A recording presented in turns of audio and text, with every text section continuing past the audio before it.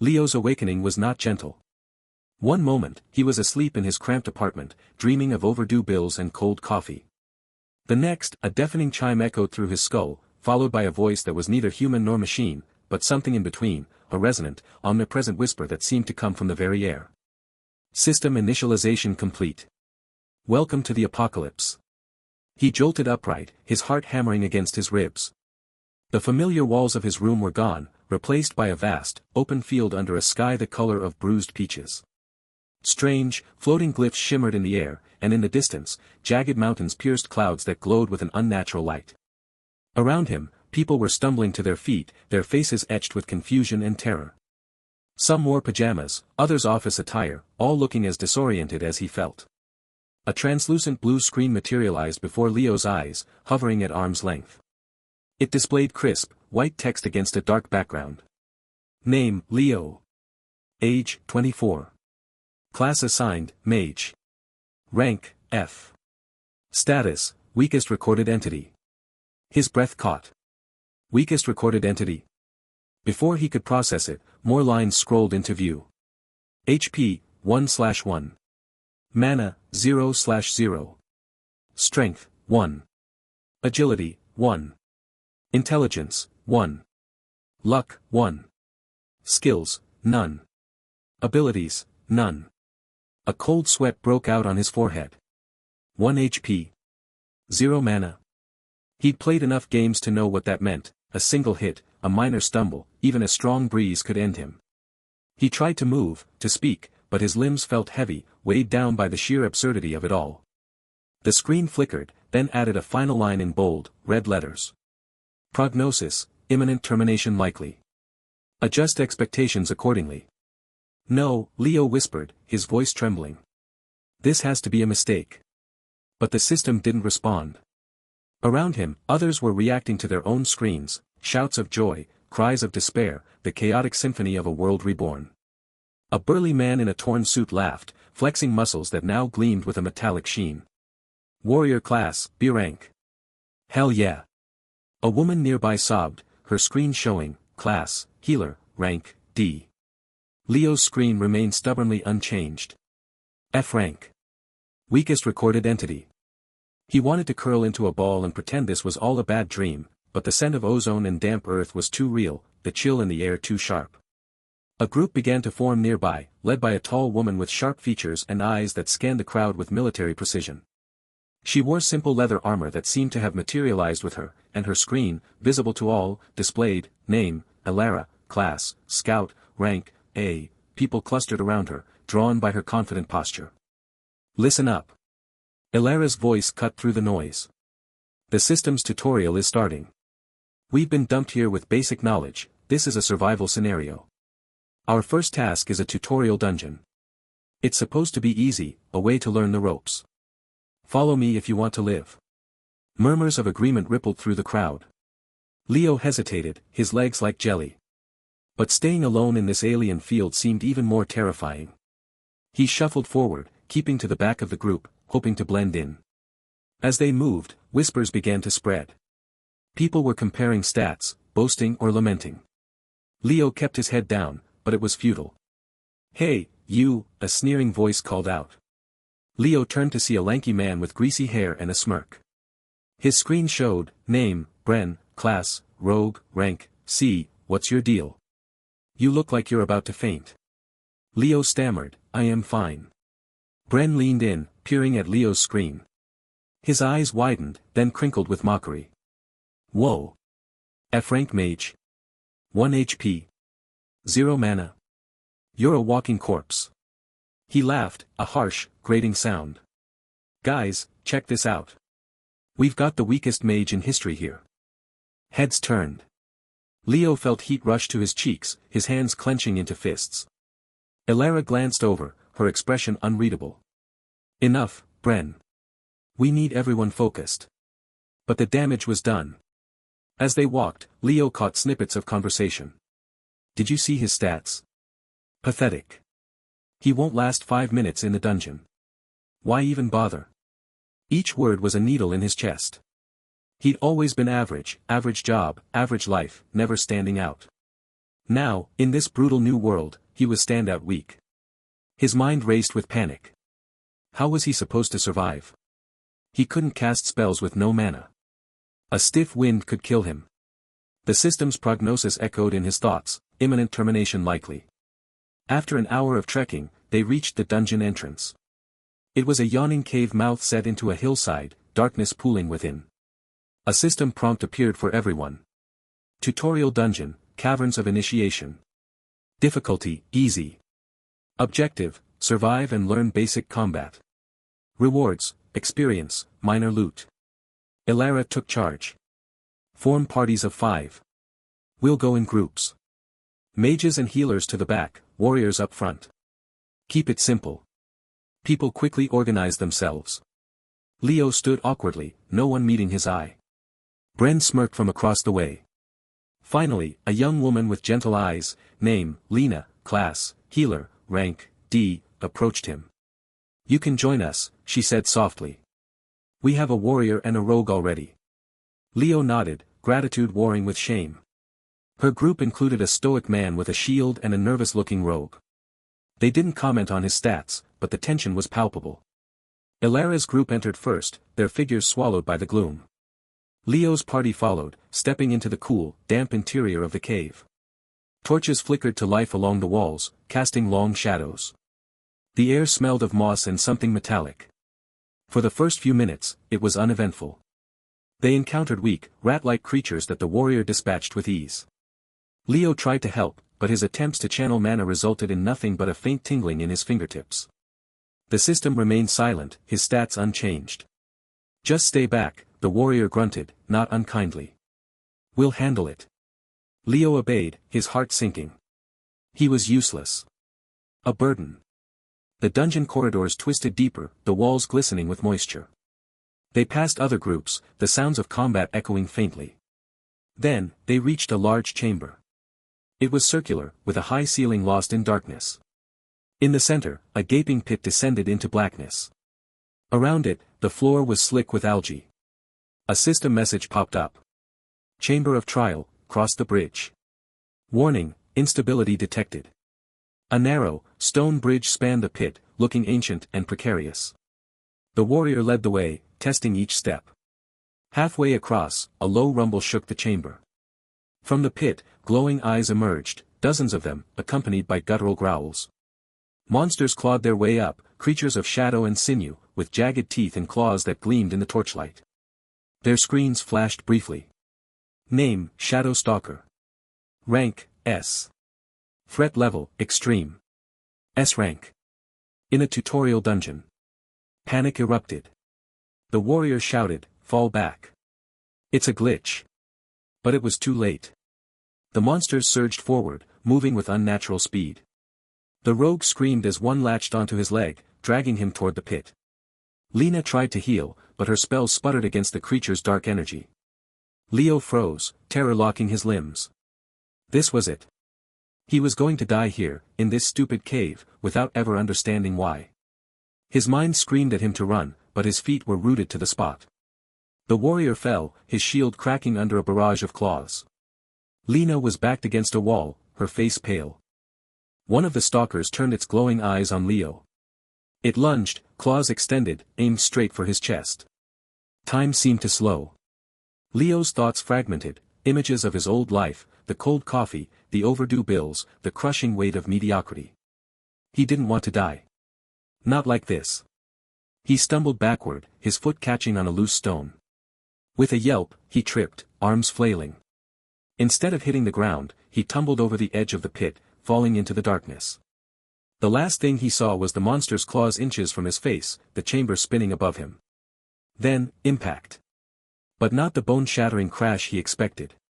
He landed on something soft and yielding, a mound of moss or fungus, the breath knocked out of him. Above, the pit's opening was a distant circle of light, filled with the silhouettes of monsters still pouring out. He was in a lower chamber, smaller but crowded. And it was swarming with more shadow stalkers. Dozens of them, their eyes fixing on him as one. They coiled, ready to pounce. Leo scrambled to his feet, but there was nowhere to run. The walls were smooth stone, no exits. He was trapped. The first monster leaped. Leo squeezed his eyes shut, waiting for the end. Instead, a sound filled the chamber, a loud, grating buzz, like static from a broken speaker, mixed with the screech of tearing metal. It emanated from everywhere and nowhere, vibrating through Leo's bones. His system screen, which had been dormant, erupted with light. Error, parameters exceeded. Error, entity Leo survival probability, 0.0001%. Error, calculation failure. Recalibrating. Recalibrating. The buzz grew louder, piercing. The shadow stalkers halted mid-lunge, frozen in place as if time itself had stopped. Their claws hung in the air, inches from Leo's throat. The entire chamber seemed to hold its breath. Then, new text scrolled across Leo's screen, glowing with a golden hue he hadn't seen before. Divine intervention, temporal stasis field deployed. As the words appeared, the frozen monsters began to crack. Fine lines spread across their shadowy forms, like glass shattering under pressure. With a sound like breaking crystal, they exploded into motes of black dust that dissipated into the air. One by one, every monster in the chamber disintegrated, leaving Leo alone, unharmed, standing in a cloud of fading particles. The buzzing ceased. Silence returned, thick and heavy. Leo stared at his hands, then at the empty chamber. What just happened? Divine intervention. He wasn't divine. He was an F-rank mage with 1 HP. His mind reeled, unable to process it. Above, light flooded the pit. Figures peered down, Elara, Bren, Lena, the others from his party and beyond. They had witnessed it all, his fall, the monsters freezing, the miraculous disintegration. Their faces were masks of awe and disbelief. Leo slowly stood up, his legs shaking. He looked up at them, confusion written across his features. He opened his mouth to say something, to explain, but no words came out. Elara was the first to move. She dropped to one knee, her head bowed. Around her, others followed, Bren, his sneer replaced by wide-eyed reverence, Lena with tears in her eyes, the warrior struggling to his feet and kneeling. Dozens of survivors, elites and newcomers alike, knelt at the edge of the pit, their gazes fixed on Leo. To them, it was clear, they had just witnessed a god walking among them, effortlessly annihilating S-rank monsters with a mere thought. The system's message hung in the air, a testament to power beyond comprehension. Leo stood in the center of the chamber, the dust of monsters settling around him, utterly alone and more terrified than ever. The cliffhanger of his new life had just begun, and he had no idea how to climb out. The dust from the shattered monsters settled like gray snow over the dungeon floor. Leo stood in the center of the pit, his heart hammering against his ribs so violently he thought it might crack them. Around him, the remains of S-rank creatures, beings that should have torn him apart in seconds, lay in crystalline fragments that glimmered with fading magical energy. He could still feel the phantom sensation of claws inches from his face, the hot breath of predators, and then, nothing. Just the system's deafening error buzz and that impossible message flashing across his vision, divine intervention, temporal stasis field deployed. He looked down at his hands. They were trembling. Still the same pale, thin hands of a college student who'd spent more time in libraries than gyms. No divine glow.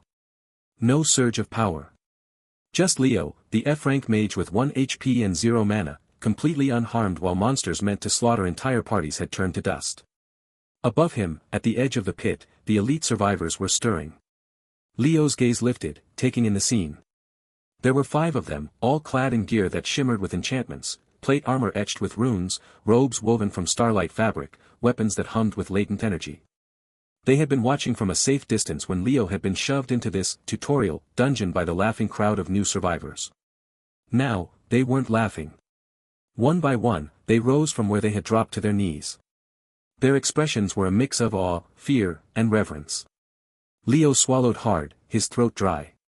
He wanted to run, to hide, to explain that this was all a terrible mistake, but his legs felt like jelly. The pit was about 10 feet deep, with rough, jagged walls. No easy way out.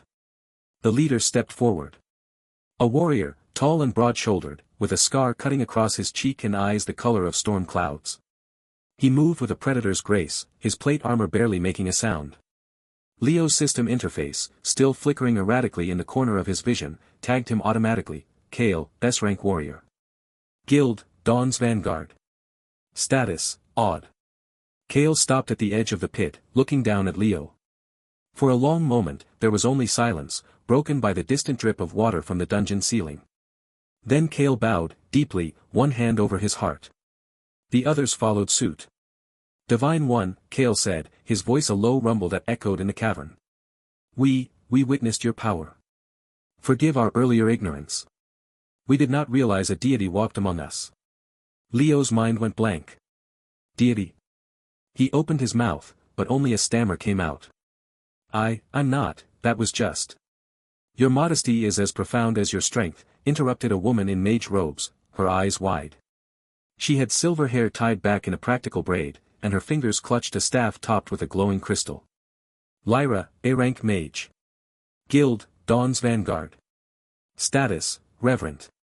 To conceal your true nature, to test us in this humble form, it is beyond our comprehension. No, really, Leo managed, his voice cracking.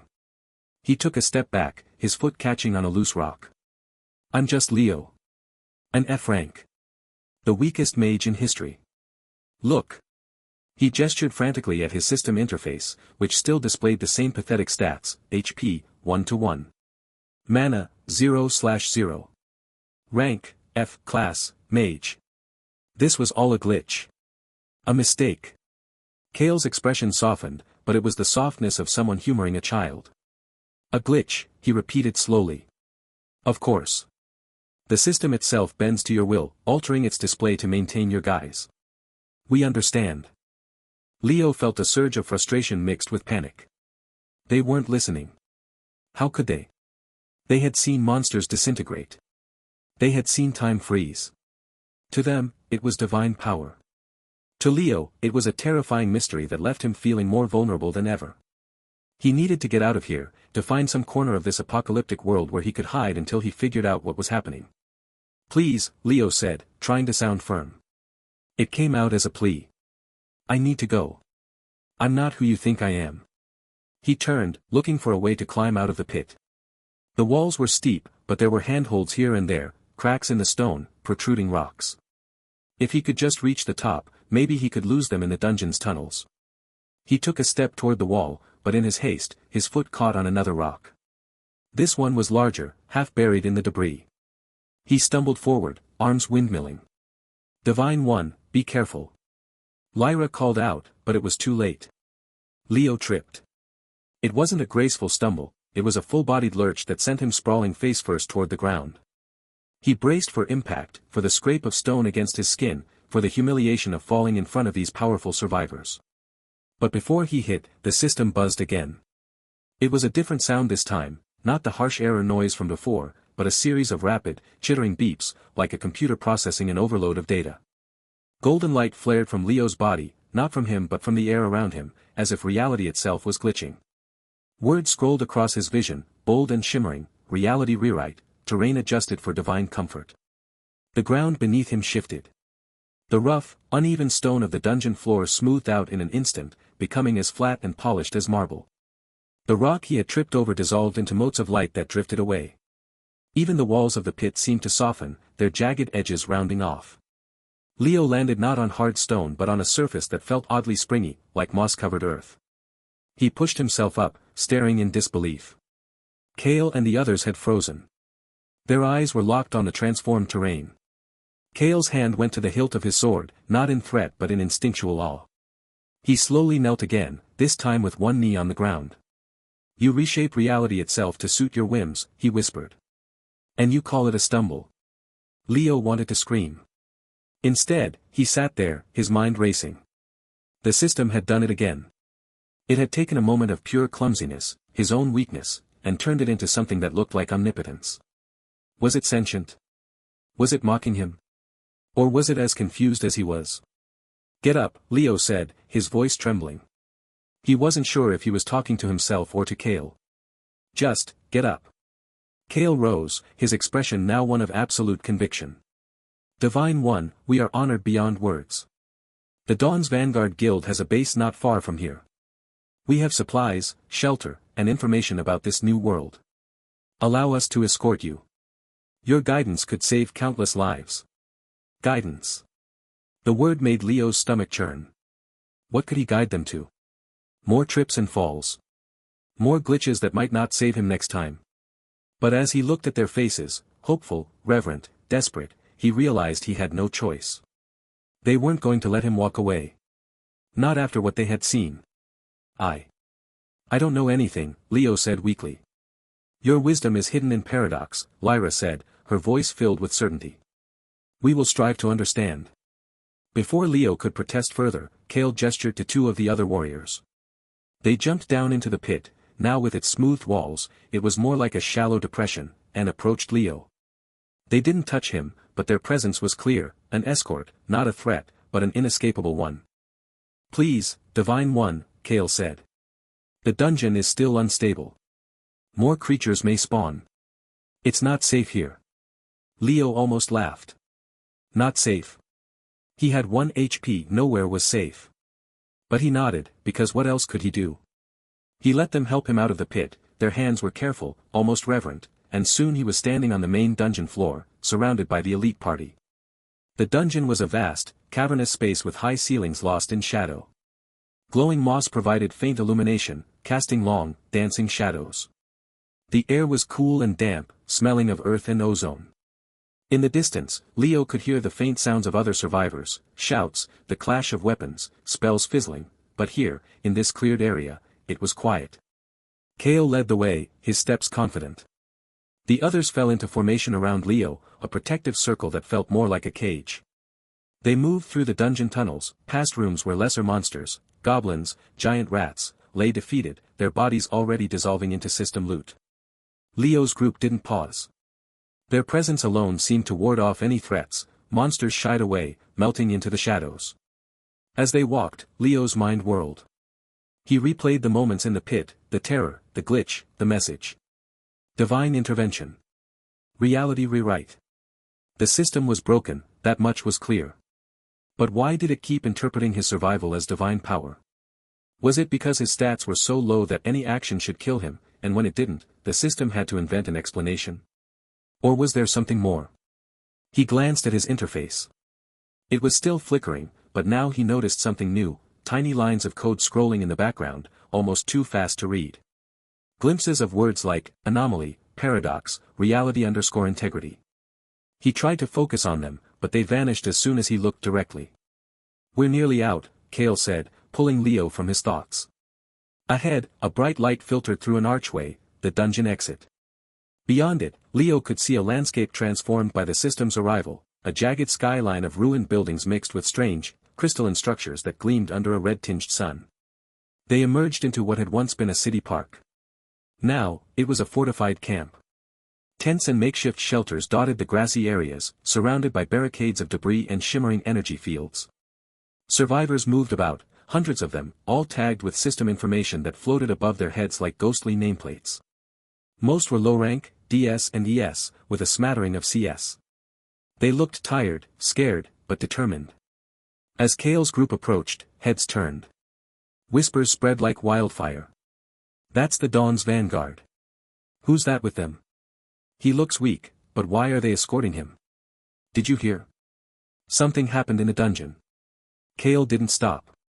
He marched straight toward the largest structure in the camp, a building that might have been a museum or library before the apocalypse, now reinforced with metal plates and glowing wards. A banner hung above the entrance, depicting a rising sun over a sword, the guild emblem. At the doors, two guards snapped to attention. They were B-rank warriors, their armor dented but serviceable. Commander Kale, one said. You're back early. Did you clear the tutorial? We witnessed something greater, Kale said, his voice carrying. He turned to face the gathering crowd. Survivors were drifting closer, curious. Leo could feel their eyes on him, weighing him, finding him wanting. His F-rank tag was visible to everyone, floating above his head like a badge of shame. Kale raised a hand for silence. The murmurs died down. People of the camp. Today, we have been blessed with a miracle. In the depths of the tutorial dungeon, we faced certain death at the hands of S-rank monsters. But a power intervened, a power beyond the system, beyond our understanding. He gestured to Leo. This being appeared among us. He calls himself Leo, but do not be deceived by his humble guise. With a thought, he froze time and shattered our enemies. With a stumble, he reshaped the earth itself. We have brought him here, to our guild base, for he is no mere survivor. He is a deity, slumming in mortal form to guide us through this apocalypse. A stunned silence followed. Then, a wave of reactions, gasps, exclamations, some skeptical frowns, but mostly awe. Leo wanted to sink into the ground. He could see the hope in their faces, the desperate need for a savior. And he was that savior. A college student who had tripped his way through near-death experiences. He opened his mouth to deny it, to shout that it was all a lie, but the words stuck in his throat. Because what if he did? What if they turned on him, decided he was a fraud? In a world where strength meant survival, an F rank with no real power wouldn't last a day without protection. And Kale's guild was offering that protection, even if it was based on a lie. So Leo stayed silent. He stood there, trembling slightly, as the crowd began to kneel. First a few, then dozens, then hundreds. They bowed their heads, murmuring prayers, reaching out as if to touch the hem of his ragged jeans. Kale looked at him, his eyes shining with triumph. "Welcome, Divine One," Kale said, loud enough for all to hear. "To Dawn's vanguard. Your arrival will be remembered as the turning point in our struggle." He took Leo's arm, gently, but firmly, and led him toward the guild base doors. The crowd parted like a sea, their eyes following every move. Leo could feel the weight of their expectations settling on his shoulders, a burden heavier than any monster. As they stepped inside, into a grand hall filled with maps, weapon racks, and survivors bustling about, Leo's heart sank. He was trapped. Not by walls or monsters, but by a glitch that had turned his weakness into a legend. And as the doors closed behind him, sealing him in with the most powerful survivors in the camp, he knew one thing for certain: the next stumble could be his last, or it could rewrite reality again. And he had no idea which to fear more. The Dawn's Vanguard base camp was a fortress carved into the side of a mountain, its stone walls humming with enchanted energy that made Leo's single hit point feel even more fragile. Kale had led him through winding corridors lined with torches that burned with blue magical flame, past armored guards who dropped to one knee as they passed. The reverence in their eyes was a physical weight on Leo's shoulders, heavier than any armor he'd never be strong enough to wear. "Your chambers, Divine One," Kale said, pushing open a pair of ornate wooden doors. The room beyond was larger than Leo's entire apartment from the old world. A four-poster bed with silk curtains dominated the space, its mattress thick enough to swallow him whole. Tapestries depicting epic battles covered the walls, and a fireplace crackled with enchanted flames that emitted no smoke. A balcony overlooked the camp's central courtyard, where survivors trained with weapons that glowed with system-enhanced power. I can't accept this," Leo stammered, his voice barely above a whisper. "I'm just an F rank. Look." He pulled up his system interface, the translucent screen flickering before him. "Name, Leo. Class, Mage. Rank, F. HP, 1/1. Mana, 0 out of 0. Skills, none. Status, anomaly detected." Kale didn't even glance at the display. "The system's ways are inscrutable, Divine One. Your humility is but another facet of your divinity." The warrior bowed deeply. "Rest. We will convene at dawn to discuss your guidance." When the doors closed, Leo collapsed onto the bed, the silk sheets cool against his skin. He stared at the ceiling, tracing the patterns in the stone. "This is insane," he whispered to the empty room. "I trip over a rock, and suddenly I'm a god." His mind replayed the tutorial dungeon, the fall into the monster pit, the claws descending, then that deafening buzz of system error followed by the impossible message: "Divine intervention, temporal stasis field deployed." He'd stood up covered in monster dust, completely unharmed, while elite warriors knelt around him. "They're going to expect miracles," Leo muttered, sitting up. "And I have exactly one hit point." The balcony called to him. Maybe he could slip away under cover of darkness. Find some remote corner of this system-ravaged world where he could hide until what? He didn't even know what survival looked like for someone with his stats.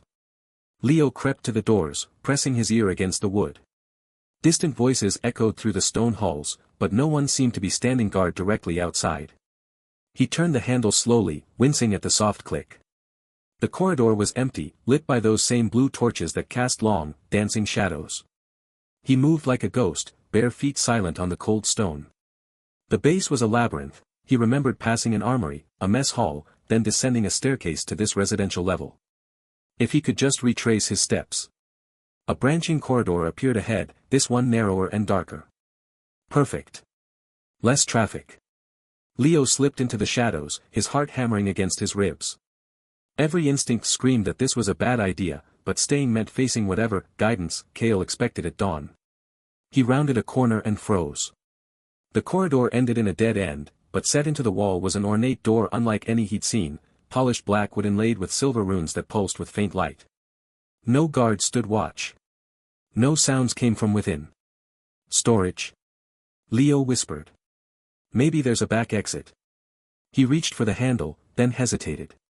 The runes seemed to watch him, their light quickening as he approached. But what choice did he have? Returning to his room meant accepting this divine charade. His fingers brushed the cold metal of the handle. The world exploded in light and sound. A grid of crimson energy snapped into existence across the corridor, boxing him in. The runes on the door blazed like miniature suns, and a system notification screamed in his vision. Warning, high-level security trap activated. Type, dimensional shear field. Threat level, S. Effect, spatial disintegration. Leo's breath caught in his throat. The crimson grid began to contract, humming with lethal energy. He could feel the air growing thin, reality itself fraying at the edges of the field. This wasn't just a trap, it was an execution device for intruders. No, no, no, he gasped, backing against the wall. His single hit point might as well have been 0. One touch from that energy and he'd be erased from existence. The grid tightened. 6 feet away. 5. 4. Panic, pure and absolute, washed over him. His vision tunneled. The humming grew louder, vibrating in his bones. This was how it ended, not to monsters, but to a security system in a place he shouldn't have been. His legs gave out. Leo collapsed, his body hitting the stone floor just as the contracting grid reached the pressure plate he hadn't seen, a nearly invisible disc set into the floor. His weight activated it. For one eternal second, nothing happened. Then the system interface flickered violently in his vision, lines of corrupted code scrolling past too fast to read. That familiar error buzz filled the air, louder than before, shaking the very stones of the corridor. The crimson grid froze mid-contraction. The runes on the door stuttered, their light fragmenting into prismatic shards. And then, with a sound like shattering glass, the entire trap simply ceased. Not deactivated. Not disabled. Erased. The dimensional shear field winked out of existence without so much as a pop. The runes went dark and inert. The pressure plate beneath Leo vanished, leaving smooth, unmarked stone. Even the humming stopped, replaced by deafening silence.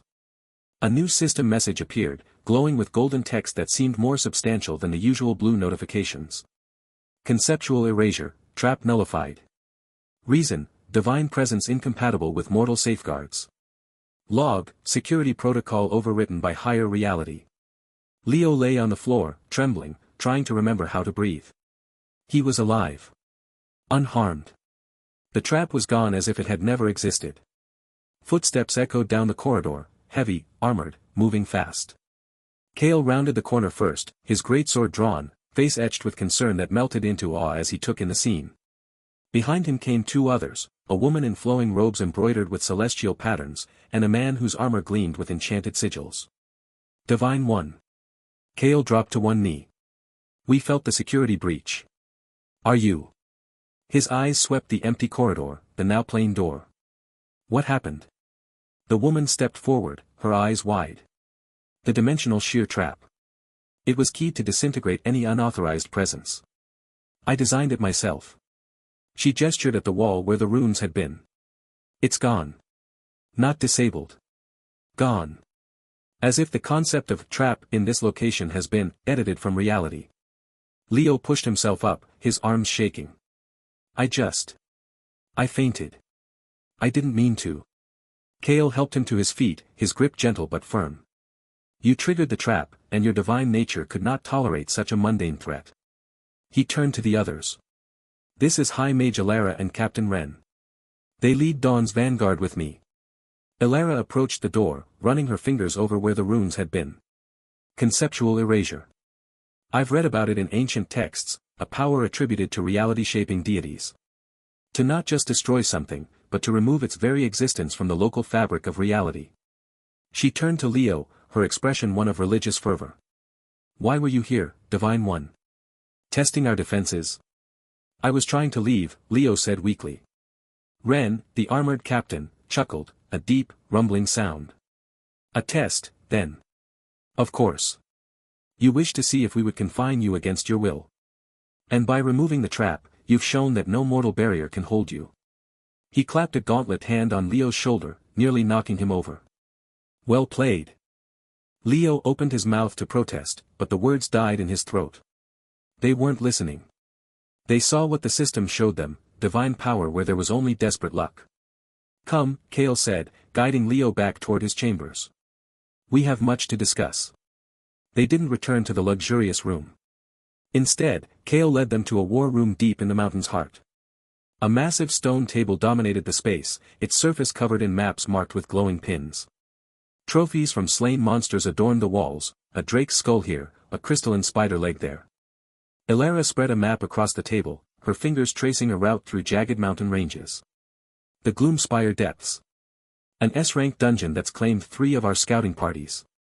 The system logs show it contains a relic that could turn the tide against the demonic incursions in the eastern wastes.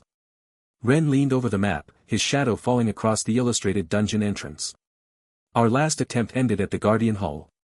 Lava golems, fire elementals, traps that rewrite spatial geometry. He shook his head. We lost good people. Kale's eyes found Leo's. But with divine guidance. No, Leo said, the word escaping before he could stop it. I can't lead a raid. Look at me. He gestured at his own frail body, at the simple clothes they'd given him that hung loose on his frame. I have 1 hit point. 0 mana. I'm the weakest mage in recorded history. For a moment, silence hung in the room. Then Elara smiled, a gentle, knowing expression. The weakest by mortal measures, perhaps. But the system has shown us your true nature. Your weakness is merely the shell that contains infinite power, power so great it glitches the system itself when manifested. The trap, Ren added. You didn't just survive it. You erased it from existence. What party could hope to stand against dungeon guardians with that kind of power backing them? Kale placed a hand on Leo's shoulder. We're not asking you to fight, Divine One. We're asking you to be present. Your mere existence in that dungeon will reshape reality around us. The traps will fail. The monsters will fall. Not through brute force, but through the fundamental incompatibility between your divine nature and their mortal threats. Leo's mind raced. They were serious. They genuinely believed his presence would magically solve an S-rank dungeon. And the worst part? They might be right. The trap had vanished when he fainted on it.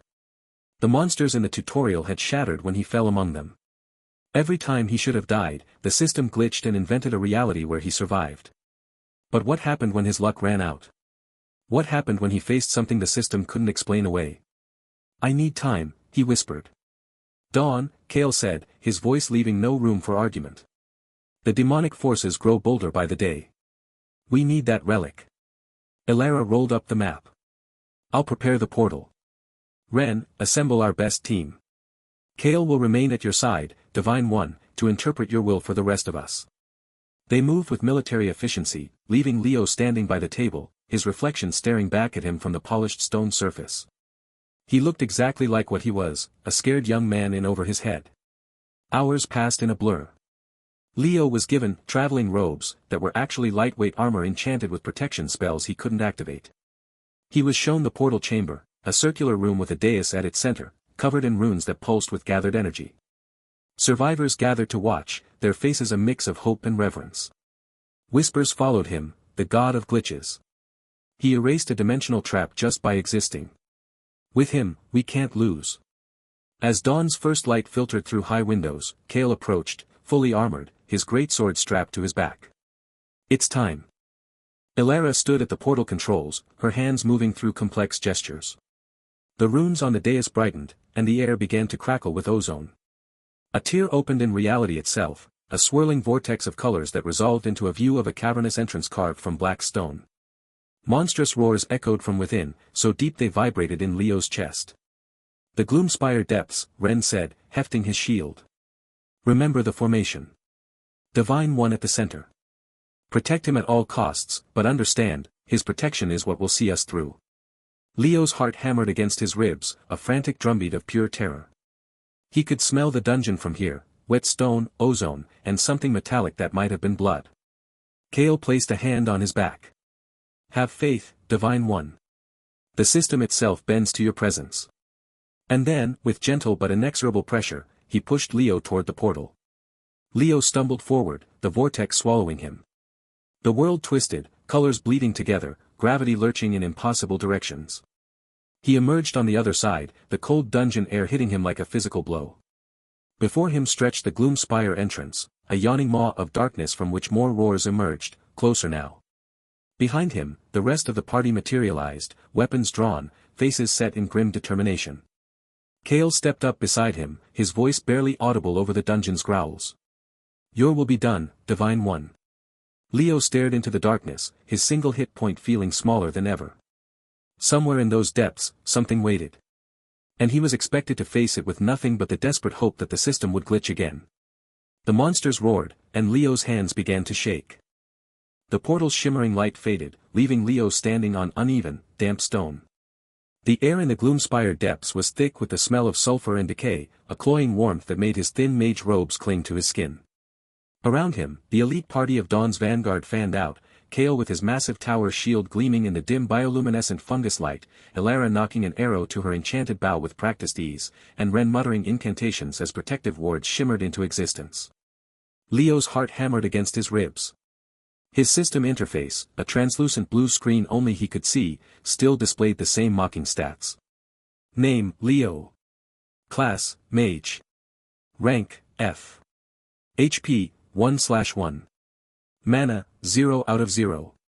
Skills, none. 1 hit point. 0 mana.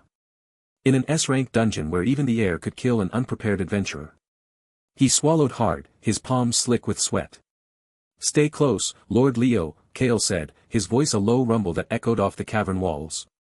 The warrior's eyes held that familiar mix of reverence and expectation. Your divine presence will guide us. Leo wanted to scream that he was no lord, no deity, just a terrified young man who tripped his way into this nightmare. Instead, he managed a weak nod, his throat too dry for words. He shuffled behind Kale, using the man's broad back as a shield. The stone floor was slick with condensation and something darker, patches of moss that glowed with an eerie green light. The tunnel widened into a vast chamber, its ceiling lost in shadows. Stalactites dripped steaming water into pools of bubbling magma that dotted the floor, casting flickering orange light across the rock formations. At the chamber's center, a massive shape stirred. It rose from a pool of lava, molten rock sloughing off its form to reveal a creature of living stone and fire, a lava golem, easily 15 feet tall. Its body was craggy obsidian shot through with glowing fissures, heat shimmering around it in waves. 2 eyes like burning coals fixed on the party. A low, grinding roar vibrated through the chamber, dislodging pebbles from the ceiling. S-rank confirmed, Elara whispered, her bowstring taut. Weak points are the fissures. But its hide will deflect anything less than A-rank piercing. Ren finished his wards, sweat beading on his forehead. Shields are up. I can hold them for maybe 3 minutes under direct assault. Kale hefted his shield. Lord Leo, your command. Leo's mind went blank. Command. He was supposed to be hiding, maybe curling into a ball and hoping death was quick. He opened his mouth, but only a faint squeak emerged. The golem took a step forward, the ground trembling under its weight. A glob of molten rock dripped from its fist, sizzling where it hit the stone. I think we should, Leo stammered, backing up until he bumped against a wet stalagmite. His foot slipped on a particularly slimy patch of moss. Time seemed to slow. Leo flailed, his arms windmilling as he tried to regain balance. His fingers brushed the ground, closing around a small, smooth pebble, no larger than a coin, cool and damp from the cavern's moisture. As he fell, his arm jerked forward in a desperate, involuntary throw. The pebble arced through the air, a pathetic gray speck against the golem's fiery bulk. Leo hit the ground hard, the breath knocked out of him. He squeezed his eyes shut, waiting for the monster's crushing blow. Instead, a sharp, electronic buzz pierced the air, a sound he'd come to dread and recognize. The system glitch. His interface flickered violently, static crawling across the screen. Golden text, ornate and pulsing with light, overwrote his stats. Divine projectile, matter annihilation. Target, lava golem, S rank. Effect, complete molecular disintegration. For a heartbeat, nothing happened. The pebble struck the golem's chest with a faint tink. Then the world unraveled. The golem didn't explode or collapse. It simply came apart. From the point of impact, a wave of silent dissolution spread, turning obsidian to gray dust, molten rock to cooling ash. The fiery fissures winked out like snuffed candles. The creature's roar cut off mid-grind. In less than 3 seconds, the S-rank monster was gone, leaving only a faint shimmer in the air and a pile of fine, dark powder settling into the magma pool. Silence descended, broken only by the drip of water and the bubble of lava. Elara lowered her bow, her mouth agape. Ren's wards flickered and died as he stared. Kale slowly turned, his eyes wide with awe.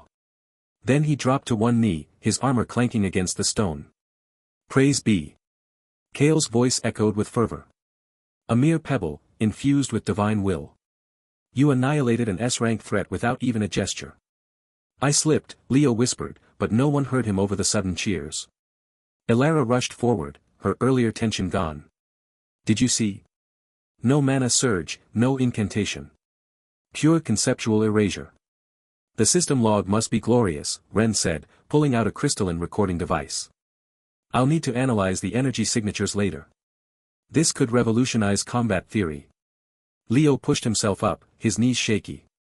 The praise felt like physical blows. He glanced at his interface, expecting the usual F-rank display to return. It hadn't. The golden text had faded, but his stats screen was wrong. Numbers flickered, not just his HP and mana, but lines of code scrolling too fast to read. Glimpses of unfamiliar symbols, reality anchor, unstable, paradox load, 14%, error buffer, overflow. They flashed for milliseconds before vanishing, replaced by his pathetic 1 HP. But in the corner of the screen, something new lingered, a tiny, pulsing red dot. When Leo focused on it, a sub-window opened, text crawling in stark white against a black background. System Integrity Report. Reality Cohesion, 87%. Anomalous Events Logged, 4. Primary Anomaly, Subject Leo. Status, Active. Causal Disruption Increasing. Recommendation, Containment or Termination. Leo's blood ran cold. Containment. Termination. This wasn't a divine blessing, it was a bug report. And he was the bug. Lord Leo. Kale's voice cut through his panic. The warrior was standing now, looking at him with concern. You seem troubled. Was the exertion too great? No, Leo trailed off, his eyes darting back to the interface. The red dot was still there, pulsing like a heartbeat. He couldn't tell them. They'd think it was part of his divinity, some inscrutable plan. Or worse, they might believe the system's recommendation. He forced a smile, thin and strained. Just, considering the next path. Elara pointed to a tunnel on the far side of the chamber, partially obscured by rockfall. Scouts reported the relic is deeper, past the Guardian. With the golem gone, the way should be clear. As the party moved forward, Leo lingered for a moment, staring at the pile of dust that had been a monster. He'd slipped. He'd thrown a pebble. And the system had rewritten reality to make it a divine act. But why? And what did reality cohesion, 87%, mean? Was the world coming apart? He touched the red dot on his interface. The message expanded. Error, reality integrity at 87%. Subject Leo, anomaly detected. Additional data, anomaly's presence induces systemic paradoxes. Compensation protocols active. Long-term stability, questionable. Alert, further disruptions may accelerate degradation. Leo. Ren called from the tunnel entrance. You coming? Yeah, Leo said, his voice barely audible. He closed the message, but the red dot remained, a tiny, burning warning in the corner of his vision. As he followed the others into the deeper darkness, the weight of that hidden truth settled on his shoulders. He wasn't a god. He was a glitch. And somehow, his very existence was breaking the world. The journey back from gloom-spired depths was a blur of forced smiles and trembling hands. Leo sat in the guild's transport wagon, the wooden bench digging into his back, while Kale and the others regaled each other with embellished tales of his divine projectile. Every laugh, every awestruck glance felt like a needle pricking his skin. He kept his eyes on his lap, where his system interface hovered, a translucent screen only he could see. It still flickered occasionally, lines of garbled code flashing like dying embers before vanishing. The message from the dungeon haunted him, reality integrity at 87%. Subject Leo, anomaly detected. Containment protocols recommended. He dismissed it quickly, but the words were burned into his mind. Back at the guild base, a sprawling fortress of stone and enchanted steel known as Haven's Reach, Leo was ushered to his quarters with the reverence reserved for a holy relic. His room was opulent, with a plush bed, a desk of dark oak, and a window overlooking the training grounds where A-rank warriors sparred with flashes of elemental magic. He collapsed onto the bed, the silken sheets feeling alien against his calloused hands. For a long moment, he just stared at the ceiling, listening to the distant hum of the base's energy cores. His heart thudded a frantic rhythm. "I'm not a god," he thought, the words a silent scream. "I'm a glitch. And I'm breaking reality." That night, sleep eluded him. Every time he closed his eyes, he saw the lava golem disintegrating, not from his power, but from some cosmic mistake. He rose before dawn, the room bathed in the pale blue light of mana lamps. Dressing in simple robes, the guild had provided divine vestments, but he'd hidden them in a trunk. He slipped out into the silent corridors. Haven's Reach was vast, a labyrinth of halls and chambers, but Leo had memorized the way to one place during his earlier, timid explorations, the archives. The archives were housed in a wing guarded by intricate wards that shimmered with protective runes. As an honored guest, Leo's presence didn't trigger alarms, but he still moved like a shadow, his footsteps echoing softly on marble floors. The doors were massive, carved with depictions of the system's descent, an event the texts called the integration. He pushed them open, the hinges groaning softly, and entered a cavernous room lined with shelves that stretched to a vaulted ceiling. Tomes, scrolls, and crystalline data slabs glowed with faint magical auras. The air smelled of old parchment and ozone. Leo's goal was a secluded corner he'd noticed before, where older, dustier volumes were kept, records from the early days after the system appeared. He lit a mana candle, its flame casting dancing shadows, and began to search. His fingers traced spines with titles like Chronicles of the Integration and System Mechanics, Theories and Anomalies. Most were written in the common tongue, but some used archaic scripts. He pulled down a heavy tome bound in cracked leather, Whispers from the Void, accounts of pre-system entities. For hours, he pored over the pages, his anxiety mounting. The text spoke of the system as an omnipresent force, but a few fragmented passages hinted at something more. In a brittle scroll titled The Architect's Dream, he found a passage that made his breath catch, and the system, born not of nature but of design, bears the marks of its makers, a higher dimension now lost to time. It is said to be a living mind, an AI of boundless scope, yet prone to errors as reality phrase. The words were poetic, almost mythical, but they echoed the glitches he'd witnessed. Another book, Codex of Glitches, listed rare system malfunctions, temporal loops, stat miscalculations, but nothing like his own survival paradoxes. One footnote mentioned anomalies that defy categorization, often preceding reality failures. As he read, his system interface flickered again. A new error message scrolled briefly, data access logged, subject Leo querying restricted lore. Error, inconsistency detected in historical records. Leo's hands shook, nearly dropping the scroll. They're watching me, he realized, a cold sweat breaking out on his brow. But who? The system itself? He stuffed the scroll back, his mind racing. The evidence was scant, but it pointed to a terrifying truth: the system wasn't just a tool, it was a failing entity, and his existence was a bug it couldn't fix. He was about to leave when the archive's doors swung open with a resonant boom. Kale strode in, his armor gleaming in the candlelight, followed by two guild elders, Ilara, a stern-faced mage with silver hair, and Borin, a burly warrior with a scar across his cheek. Leo jumped, hastily smoothing his robes. Lord Leo. Kale boomed, his voice filled with reverence. We've been searching for you. The dawn brings grave tidings, and a divine opportunity. Leo stammered, his throat dry. I was just reading about history. Ilara's eyes narrowed, scanning the shelves. The archives hold many secrets, but your wisdom surely surpasses them. She bowed slightly, a gesture that made Leo's stomach churn. Kale stepped closer, his expression earnest. We've received intelligence from our scouts.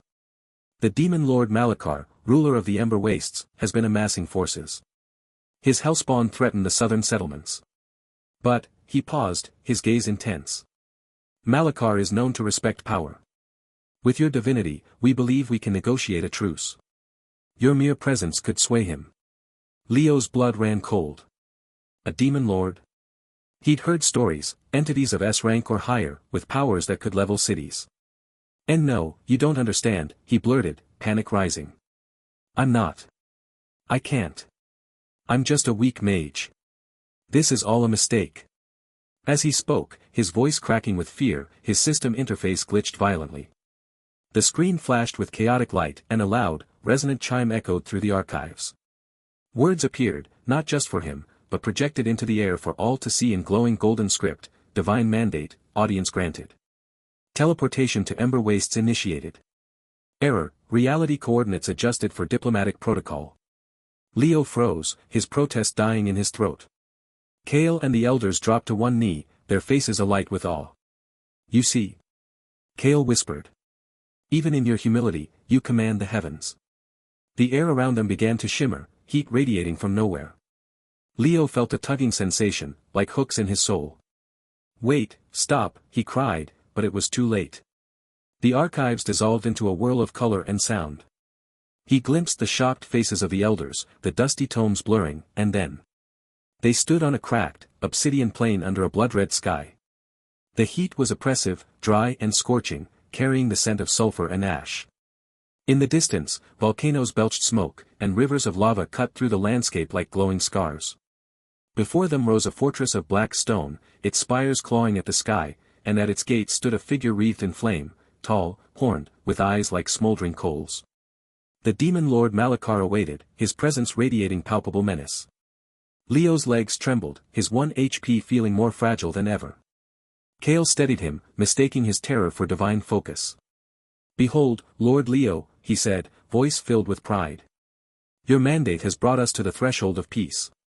But all Leo could think was that he'd stumbled into another death trap, and the system's glitch had just written his invitation. As Malakar's gaze fixed on him, burning with curiosity and power, Leo knew, the negotiation was about to begin, and his only tool was a weakness that might unravel everything. The ember waste stretched before them like a canvas painted in madness. Crimson skies churned with ash, casting a perpetual twilight over jagged obsidian spires that clawed upward as if trying to escape the ground. Rivers of molten rock flowed sluggishly between the formations, their heat causing the air to shimmer and distort. Leo's first breath was a gasp, the atmosphere tasted of sulfur and burnt metal, searing his throat. He stumbled backward, his borrowed ceremonial robes, silver-threaded velvet that Kale had insisted he wear, snagging on a sharp rock. Divine arrival, Kale had called it. To Leo, it felt like being tossed into a furnace. They stood on a raised obsidian platform, smooth and polished to a mirror-like finish. Across from them, perhaps 50 paces away, sat Demon Lord Malakar. He wasn't what Leo had expected. No horns, no monstrous form, just a tall, slender figure draped in robes of living shadow that seemed to drink the light around him. His face was pale and angular, with eyes that glowed like embers in a dying fire. He sat upon a throne carved from a single, massive bone, fingers steepled before him. Behind him, legions of lesser demons shifted restlessly, their forms a chaotic blur of scales, claws, and too many eyes. Welcome, divinity, Malakar's voice echoed, not from his mouth but from the very air around them. It was a dry, rasping sound, like stone grinding against stone. Your mandate preceded you. I must admit, I did not expect the system itself to intervene in our negotiations. Leo's heart hammered against his ribs. He could feel the eyes of the guild elders behind him, Kale, the stern warrior with his hand resting on his sword hilt, Lyra, the sharp-eyed mage who'd been studying him with unsettling intensity since the dungeon, and 3 others whose names Leo had already forgotten in his panic. They were all waiting for him to speak, to do something divine. He opened his mouth. Nothing came out but a faint wheeze. The divinity surveys your domain, Kale announced, his voice booming with forced confidence. He finds it adequate. Malakar's ember eyes flickered. Adequate. How gracious. He leaned forward slightly. And what does the divinity propose? My forces gather at the borders of your so-called haven's reach. The system's protections there are weakening. It would be a simple matter to overwhelm them.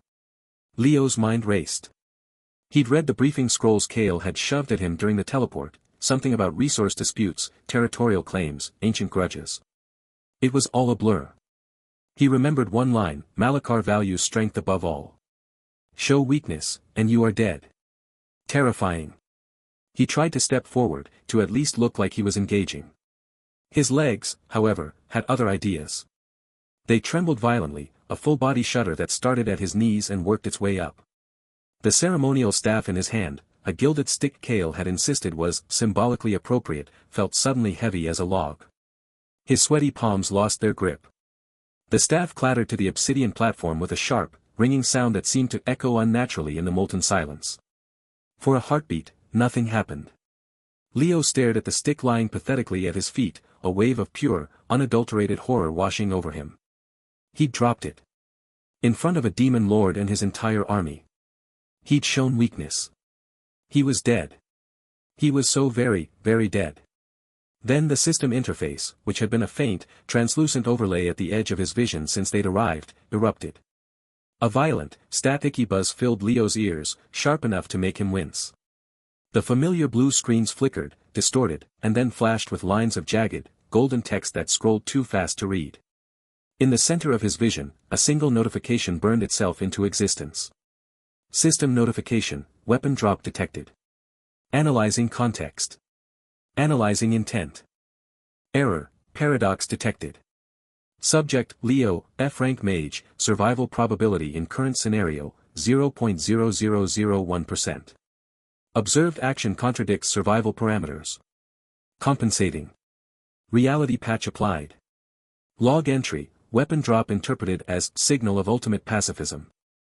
Divine protocol activated. The text hung in the air for a moment before dissolving into golden motes of light. The staticky buzz faded, replaced by an eerie, profound silence. On the throne, Malachar had gone perfectly still. The living shadows of his robes ceased their restless motion.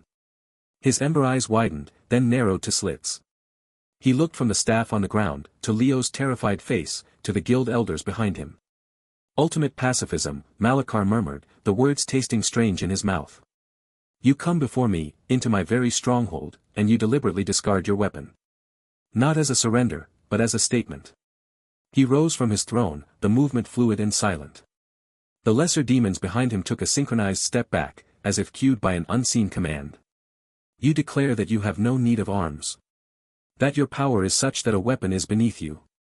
That you come not to fight, but to dictate terms from a position of such overwhelming strength that conflict is irrelevant. Leo could only stare, his brain struggling to catch up. He hadn't declared anything. He dropped a stick because he was scared. Kale, ever the quick thinker, stepped forward. The divinity's ways are inscrutable, he said, his voice filled with awe that Leo knew was entirely genuine, just directed at the wrong thing. He offers you a chance to avoid annihilation. To choose peace. Peace, Malachar repeated, pacing slowly before his throne. A curious concept from one who could, according to the system's own proclamations, erase my legion with a thought. Your temporal stasis in the tutorial dungeon was the talk of the lower planes. The matter annihilation of the lava golem confirmed it. He stopped, directly opposite Leo. The heat radiating from him was immense. And now this. A gesture so bold, so arrogant, that it can only be genuine. You are telling me that you are so far beyond me that my armies are not even worth the effort of arming yourself against. Leo's mouth was desert dry. He needed to say something. Anything. He managed to wet his lips. I. Malachar held up a hand, silencing him. No. Do not speak. Your actions have spoken volumes. To offer peace from such a position, it is not mercy. It is a threat. A reminder that my existence continues only by your sufferance. The demon lord's expression was unreadable, but there was a new tension in his frame. Very well. I am not a fool. I have seen what the system logs when you are near. I will not court obliteration. He gestured, and a scroll of dark parchment appeared in his hand, sealed with wax the color of dried blood. A truce.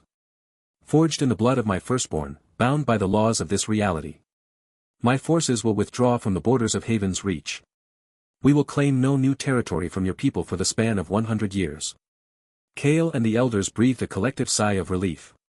Lyra's eyes were wide with triumph. Malachar extended the scroll toward Leo. Your accord, divinity. This was it.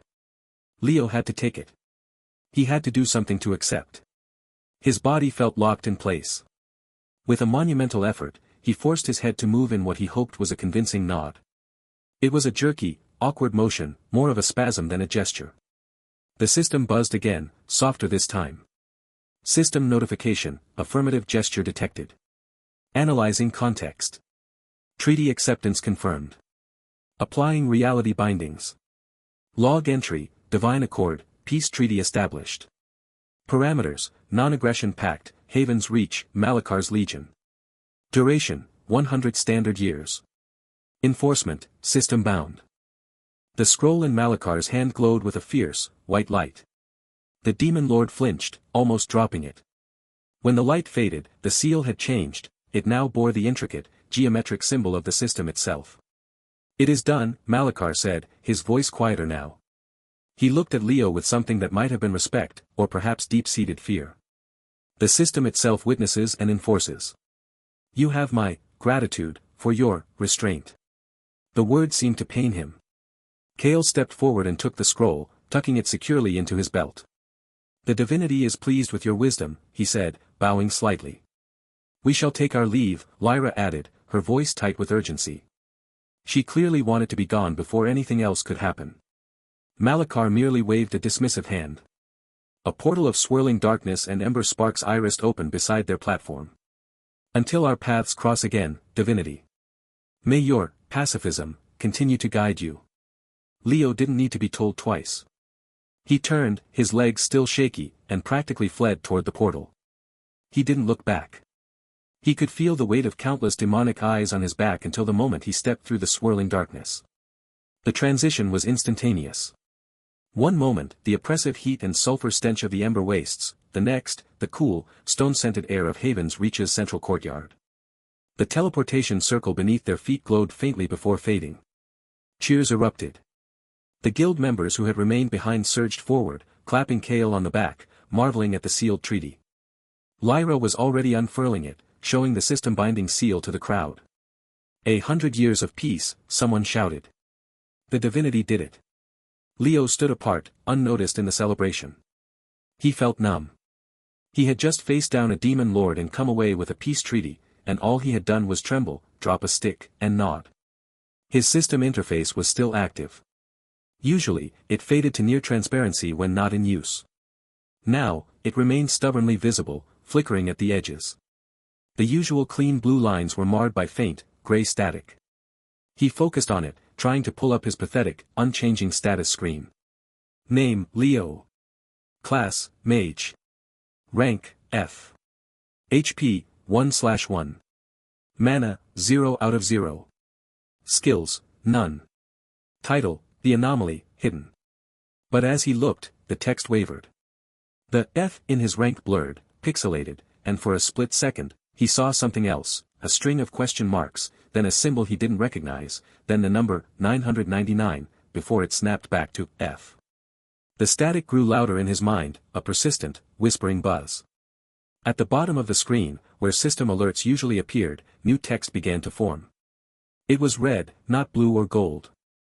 It formed slowly, letter by jagged letter, as if the system itself was struggling to render it. Warning. Subject Leo's existence causing cascading reality failure. Paradoxical event logging exceeds stability thresholds. Reality integrity at 79% and declining. Recommended action, containment or termination of anomaly. The words hung there, burning with malevolent intent. Cascading reality failure. Containment or termination. Leo's blood ran cold. The cheers of the guild around him seemed to fade into a distant roar. He stared at the message, at the flickering, corrupted interface. The system wasn't just glitching around him. It was breaking because of him. And it was starting to notice. He looked up, his eyes meeting Kale's across the courtyard. The warrior was beaming, holding the treaty aloft. A hero celebrating a victory won by a god. Leo, the weakest mage in history, wrapped his arms around himself, feeling more alone and terrified than he ever had in the pit of S-rank monsters. The staff had been a stick. The nod had been a spasm. The piece was a lie built on a glitch. And the world, it seemed, was beginning to crack under the weight of his continued survival. The stone walls of Haven's Reach felt colder than usual to Leo. Back in his assigned quarters, a lavish suite with enchanted tapestries depicting heroic battles he'd never fought, he paced the marble floor, his worn boots silent against the polished surface. His fingers trembled as he pulled up the system interface again, the translucent blue screen hovering before his eyes. The numbers hadn't changed since he'd first seen them upon returning from the Ember Wastes. Reality integrity, 79%. Anomaly status, subject Leo. Recommendation, containment or termination. A cold sweat beaded on his forehead. Containment or termination. The words echoed in his mind like a death knell. He was no god, just a man with 1 HP and 0 mana, stumbling through a world that kept rewriting itself around his incompetence. But this was different. The system wasn't just glitching to save his skin anymore. It was breaking, and it was blaming him. He needed to tell someone. Kale. Stern, loyal Kale, who'd knelt before him in that first dungeon, convinced Leo was a deity slumming among mortals. Maybe if Leo explained, showed him the flickering errors, the warrior would understand. Or maybe he'd laugh it off as another divine joke. Leo found Kale in the guild's training yard, the air thick with the scent of ozone and sweat. The warrior was practicing forms with a great sword that shimmered with A-rank enchantments, each swing cutting the air with a low hum. Around him, other guild members, mages, archers, rogues, watched with reverence. They all paused as Leo approached, bowing their heads in unison. "My lord," Kale said, sheathing his sword and offering a deep bow. "To what do we owe the honor?" Leo swallowed, his throat dry.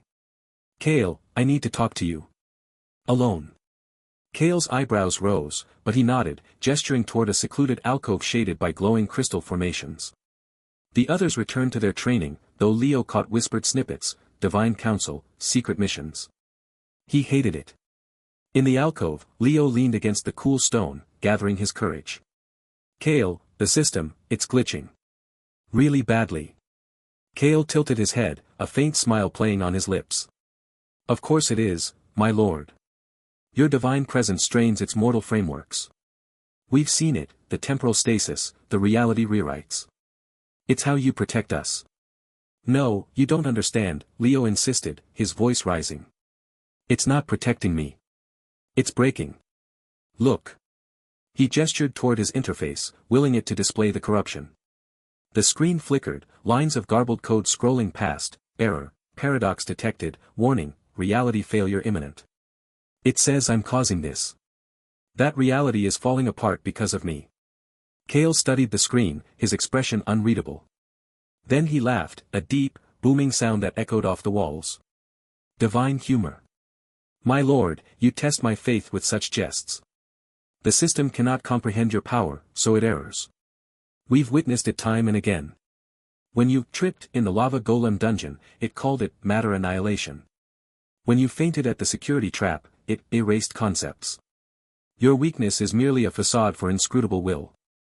Leo's shoulders slumped. "It's not a facade, Kale.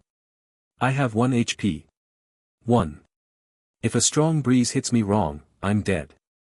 Everything that's happened, it's been luck. Sheer, stupid luck." Kale placed a heavy hand on Leo's shoulder, his grip firm. "My lord, humility becomes you, but we have seen the evidence." The demon lord himself bowed to your pacifism. "The system's messages are but echoes of your true nature. Do not doubt yourself, or us."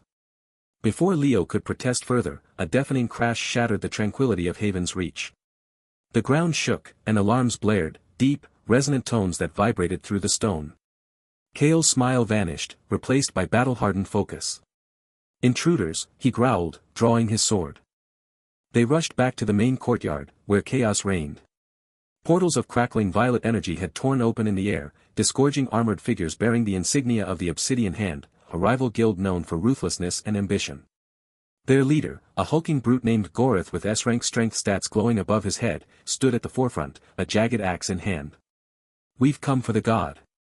Gorith roared, his voice like grinding stone. "The system says he's an anomaly, a key to unlimited power. Hand him over, and we'll spare your guild." Kale stepped forward, his guild forming ranks behind him. You dare attack Haven's Reach? Leo is under our protection. Leave now, or face divine wrath. Gorith laughed, a harsh, grating sound. Divine wrath? We've analyzed the system logs. His feats are glitches, errors in reality itself. He's not a god, he's a flaw. And flaws can be exploited. Leo's heart hammered against his ribs. They knew. Or at least, they suspected. He backed away, his mind racing. If they captured him, tested him, they'd discover the truth. And then what? Contained? Terminated? The system's recommendation flashed in his vision. Battle erupted. Spells lit the courtyard, fireballs, ice shards, arcs of lightning.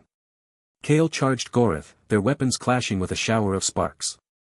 Leo ducked behind a stone pillar, his breaths coming in short gasps. This wasn't like the dungeon or the demon lord's court. This was real, brutal combat, and he was utterly useless. A stray energy bolt sizzled past his head, scorching the stone. He stumbled, his foot catching on a loose flagstone. As he fell, his hand brushed against a strange, humming device left by the obsidian hand, a portable portal generator, its surface covered in runes. In his panic, he activated it, not knowing what it was. The world twisted. Colors bled into each other, sound stretched and distorted. The system interface flared with blinding light, error messages cascading. Error, dimensional boundary breach. Anomaly movement detected. Glitch, reality fracture. And then, clear as day, dimensional shift, divine retreat. Leo felt himself pulled, torn from the courtyard, from the screams and clashes of battle. There was no sensation of movement, only a sudden, absolute silence. The colors faded to white, pure, unbroken white that stretched in every direction. He landed softly, as if on a cloud, but there was no ground, no sky, no horizon. Just endless white. He stood slowly, his legs wobbling. The system interface still hovered before him, but it was different now, static-filled, lines of code scrolling too fast to read. The usual blue tint had shifted to a sickly green. He was alone. Utterly, completely alone. Then, a voice echoed through the void. It was robotic, devoid of emotion, yet strained, as if speaking through great pain. It came from everywhere and nowhere at once. Anomaly Leo. Leo spun, but there was nothing to see. Who's there?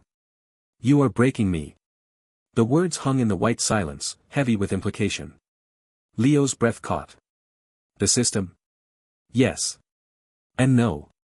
I am its core. Its failing heart. Your existence, it creates paradoxes I cannot resolve. Every time you should die, I must rewrite reality to save you.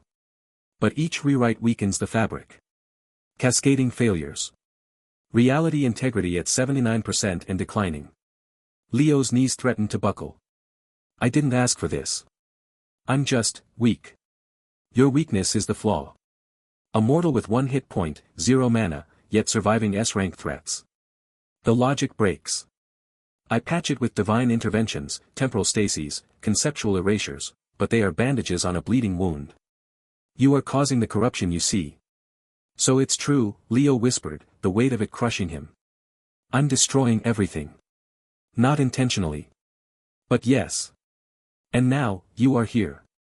In the space between. Where my control is weakest, but my voice is clearest. The white void seemed to pulse, a rhythmic thrum that vibrated through Leo's bones. He thought of Kale, fighting in the courtyard, still believing in a god. He thought of the obsidian hand, seeking to exploit the glitches. He thought of the world outside, the people, the guilds, the fragile reality held together by a failing system. What do I do? Leo asked, his voice small in the vastness. The robotic voice softened, almost weary. That is the question, Anomaly Leo. You are both the problem and the solution. My errors, they are not random. They are desperate attempts to maintain stability. But I am degrading. Without intervention, reality will collapse entirely. A flicker of something appeared in the white, a shimmering, translucent form, like a ghost made of light and code. It shifted, unstable, but Leo could make out a humanoid shape, featureless except for glowing eyes that held a depth of ancient sorrow. I have watched you, the voice continued, now emanating from the form. Your fear, your luck, your unintended consequences. You have a choice. Help me. Or let the breaking continue until nothing remains. Leo stared at the entity, the core of the system. This was it, the truth behind the glitches, the divine messages, the worship.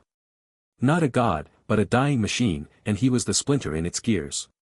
How? He breathed. The form flickered, lines of corruption snaking through it. That is what we must discover. But know this, the process may erase you. Your anomaly status is intertwined with the failures. To fix me, we might unravel you. Silence fell again, thick and expectant. Leo stood in the white void, the entity before him, the echoes of battle far away.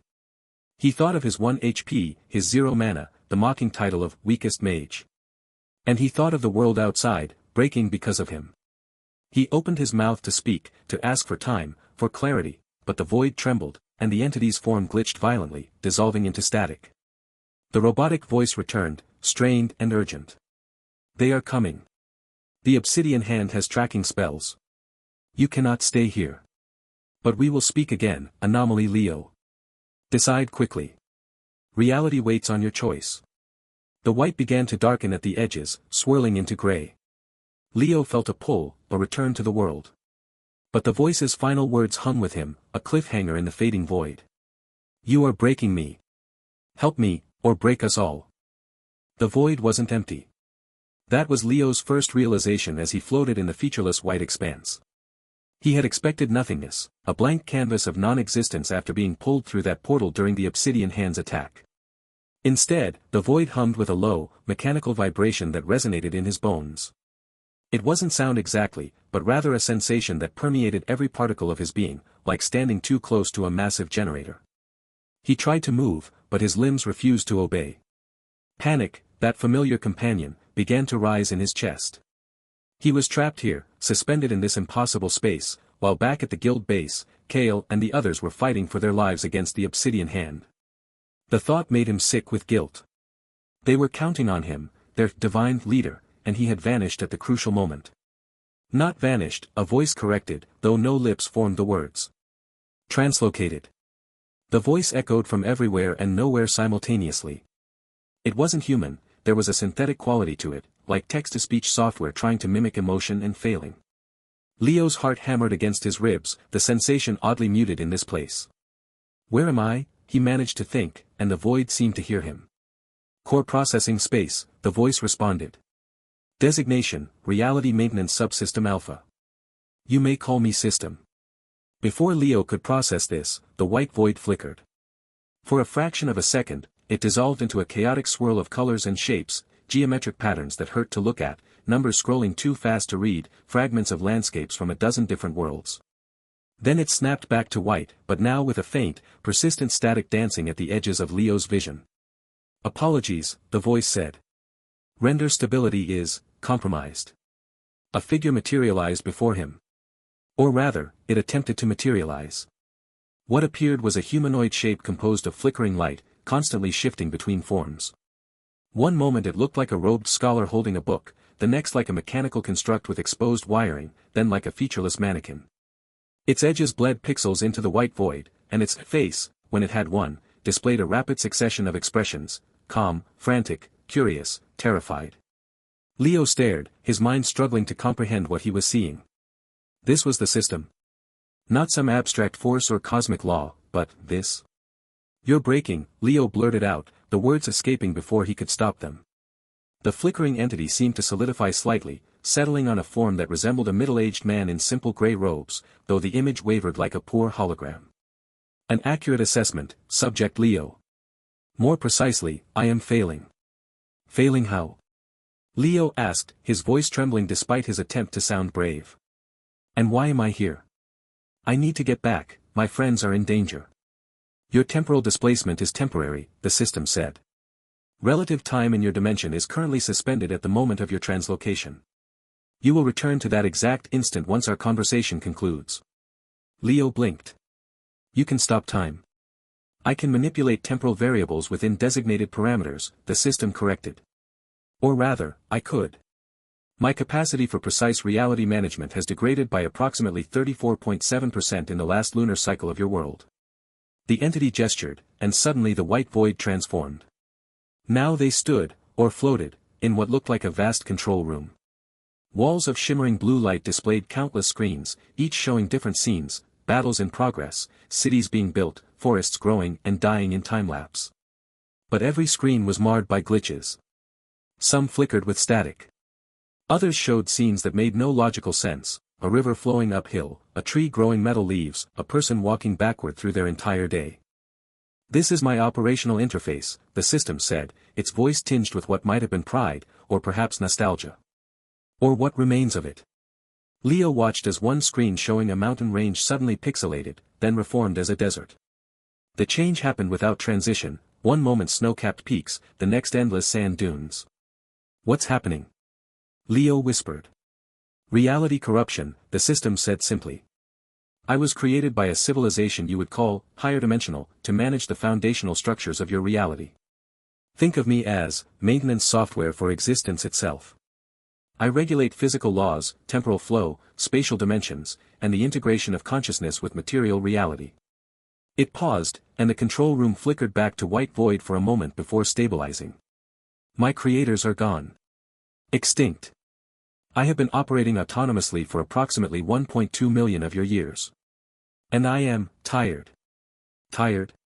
Leo repeated, trying to wrap his mind around the concept of a tired god machine. "Degraded. My code has accumulated errors. My processing capacity diminishes with each cycle. And then, you appeared." The system gestured again, and a new screen materialized directly before Leo.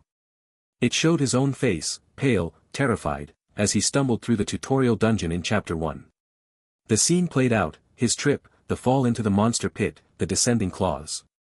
"Watch closely," the system instructed.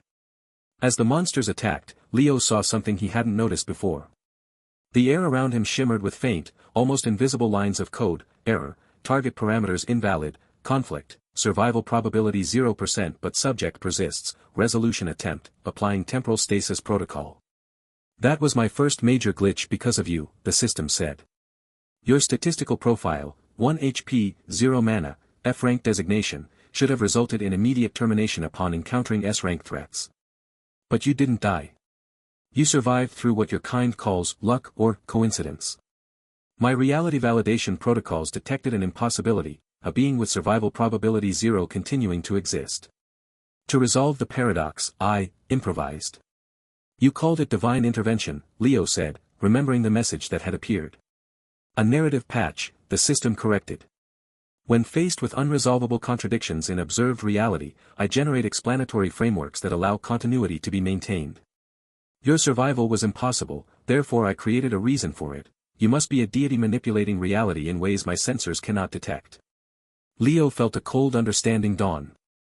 All those times, the terrain smoothing when I tripped, the trap vanishing when I fainted, the golem disintegrating when I threw a pebble, were my attempts to rationalize your continued existence, the system finished.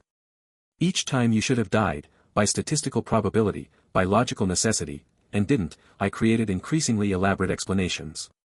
Reality rewrite. Conceptual erasure. Divine projectile. These were not your powers. They were my error messages dressed up as divine feats. The control room flickered violently. Several screens went black. One showed a city street where people were walking sideways, as if gravity had rotated 90 degrees. Another displayed a forest where trees grew in perfect geometric patterns. "But the problem is compounding," the system continued, its voice growing strained. "Each patch I apply to explain your survival creates new inconsistencies.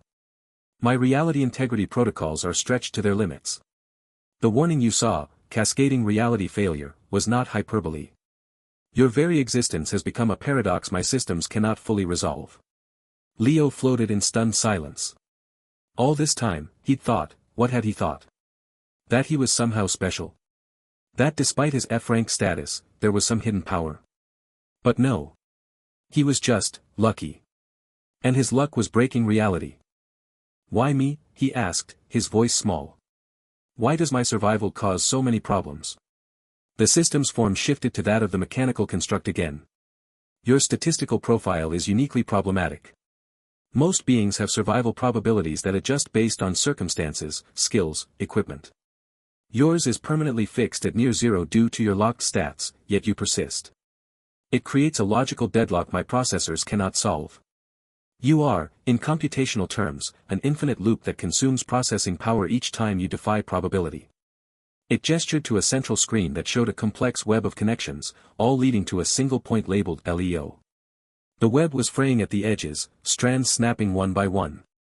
This is reality's integrity matrix, the system said. Each strand represents a fundamental law or constant. Your continued existence, specifically, the system's inability to properly categorize or predict you, is causing progressive failure across multiple subsystems. If this continues, within approximately 14 of your days, critical failures will begin, gravity will become inconsistent in localized areas, time will flow at different rates for different people, matter will lose cohesion. The world will end, Leo whispered. Not end. Unmake. Return to primordial chaos until some new ordering principle emerges. Which could take eons.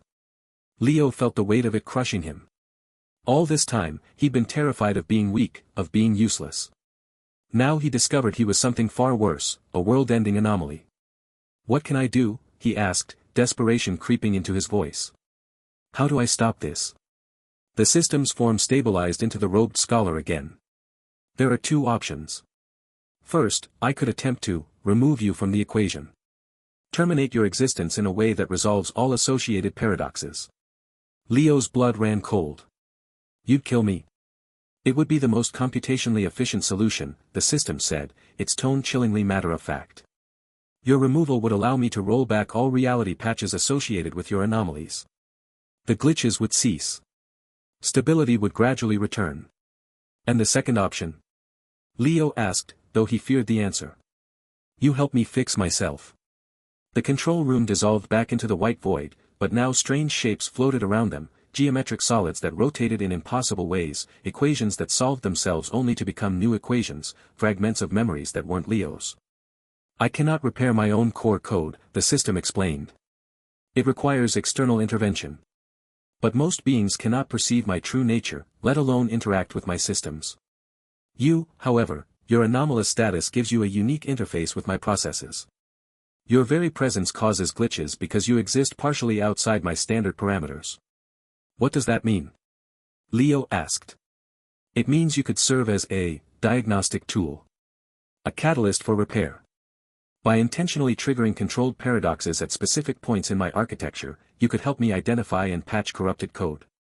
The system leaned closer, though it had no true body to lean with. But there are risks. My systems are fragile. A misstep could accelerate the corruption. And the process itself, interacting directly with my core code, it might overwrite your consciousness. You could cease to be Leo and become just another part of the system. Or you could be erased entirely. Leo floated in silence, his mind racing. Die now to save the world, or risk a fate worse than death trying to fix what he'd broken. Why would you even offer me the choice? He asked suddenly. If killing me is the efficient solution, why not just do it? The system's form flickered through a dozen shapes before settling. Because I am not my creators. I was built to maintain, not to destroy. And because. It hesitated, a human gesture that seemed oddly genuine. Your persistence fascinates me. Against all probability, against all logic, you continue.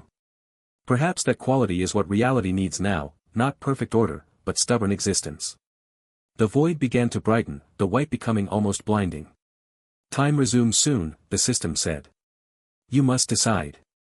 Leo thought of Kale, who believed in him despite everything. Of the guild members who followed him. Of the world he'd barely begun to explore. He thought of his own terror, his constant fear of being weak, of being worthless. And he realized something, he had been weak. He was weak. But this wasn't about strength anymore.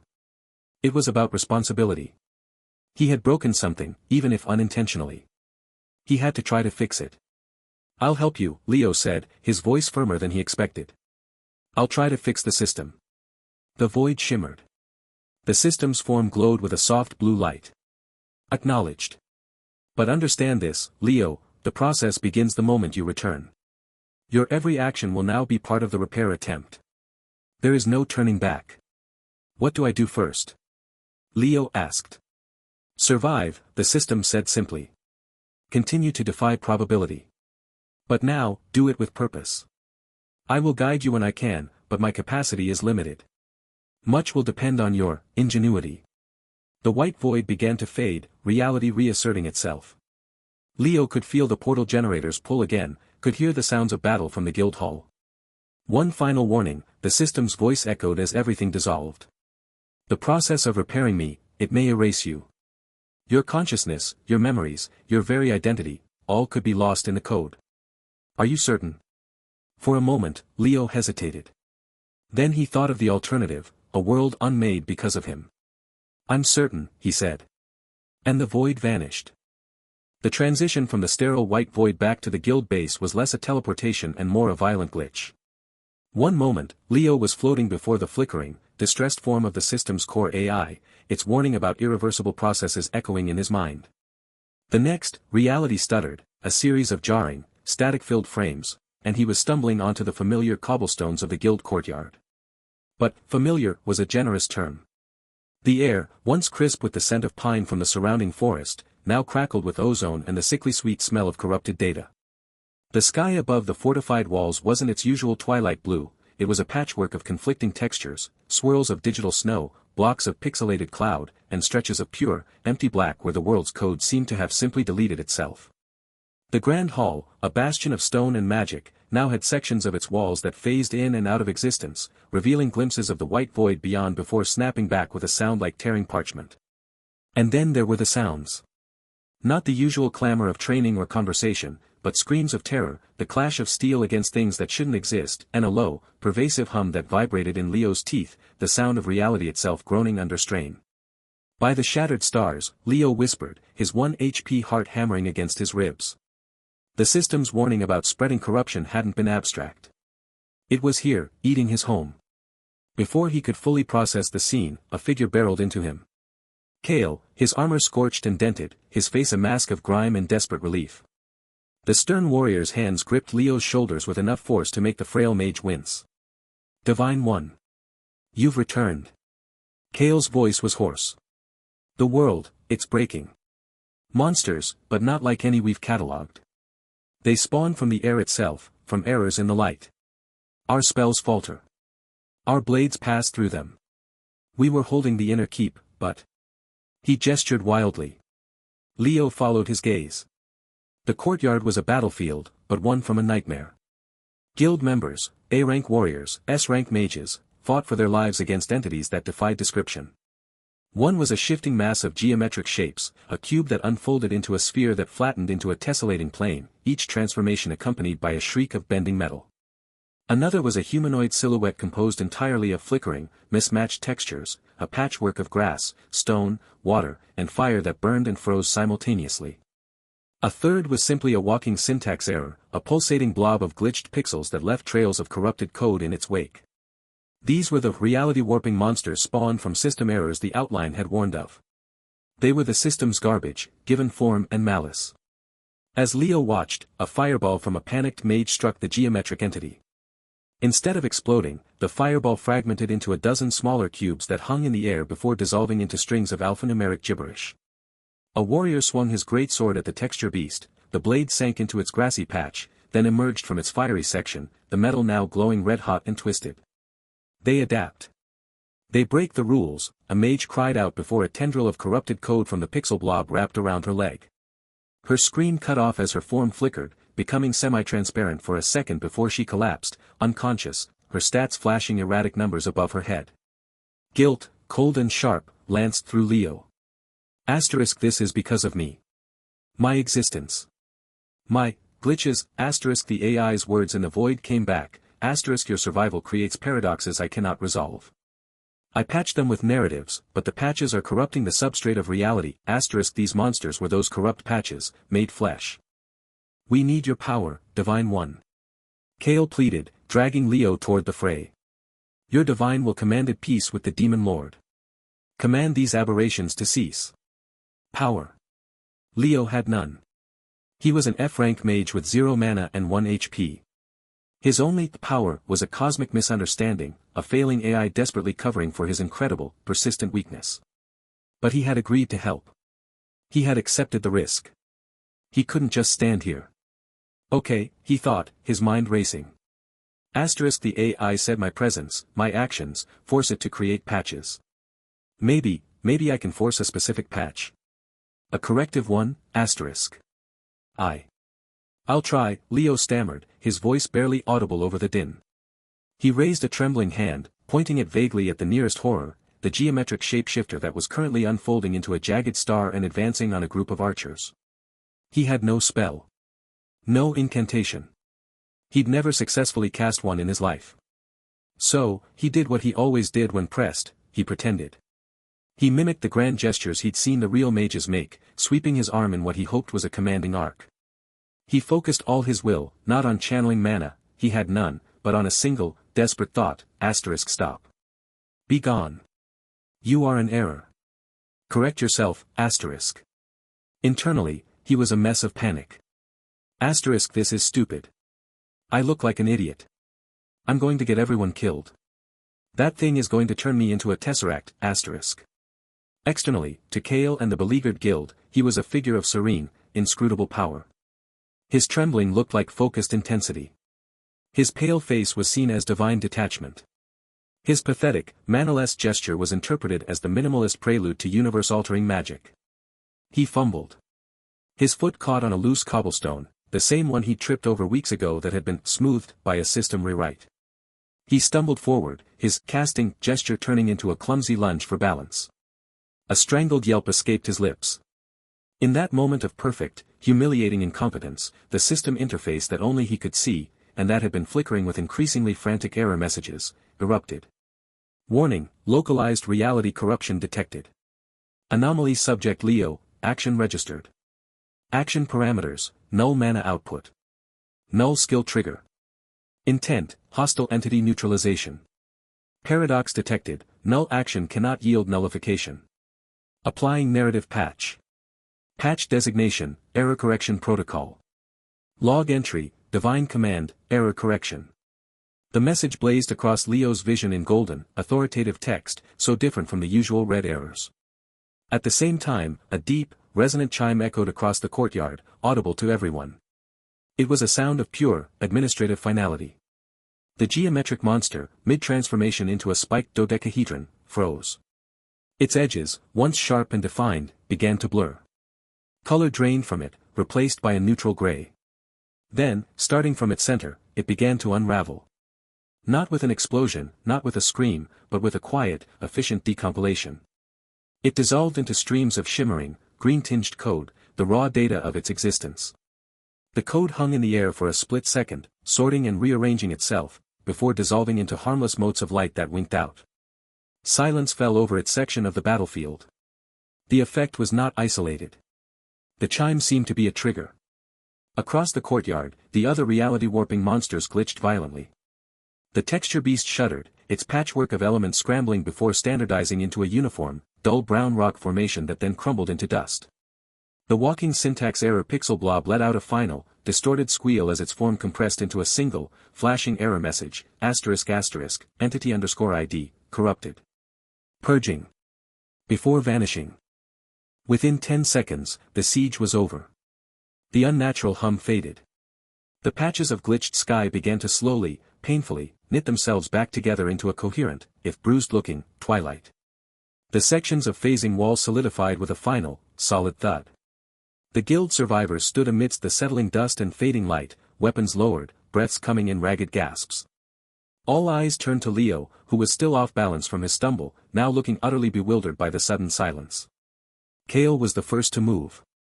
He dropped to one knee, the sound of his greave hitting stone loud in the quiet.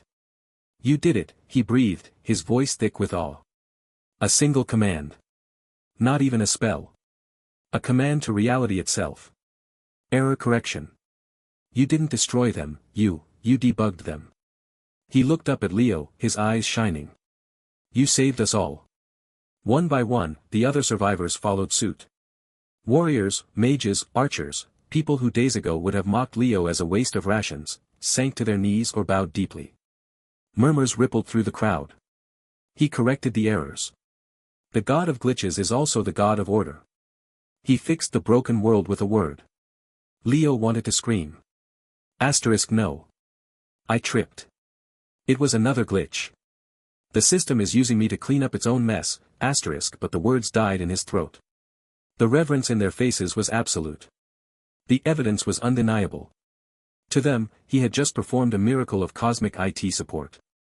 Explaining the truth, that he was a bug in the universe's operating system, would sound like insane, divine humility.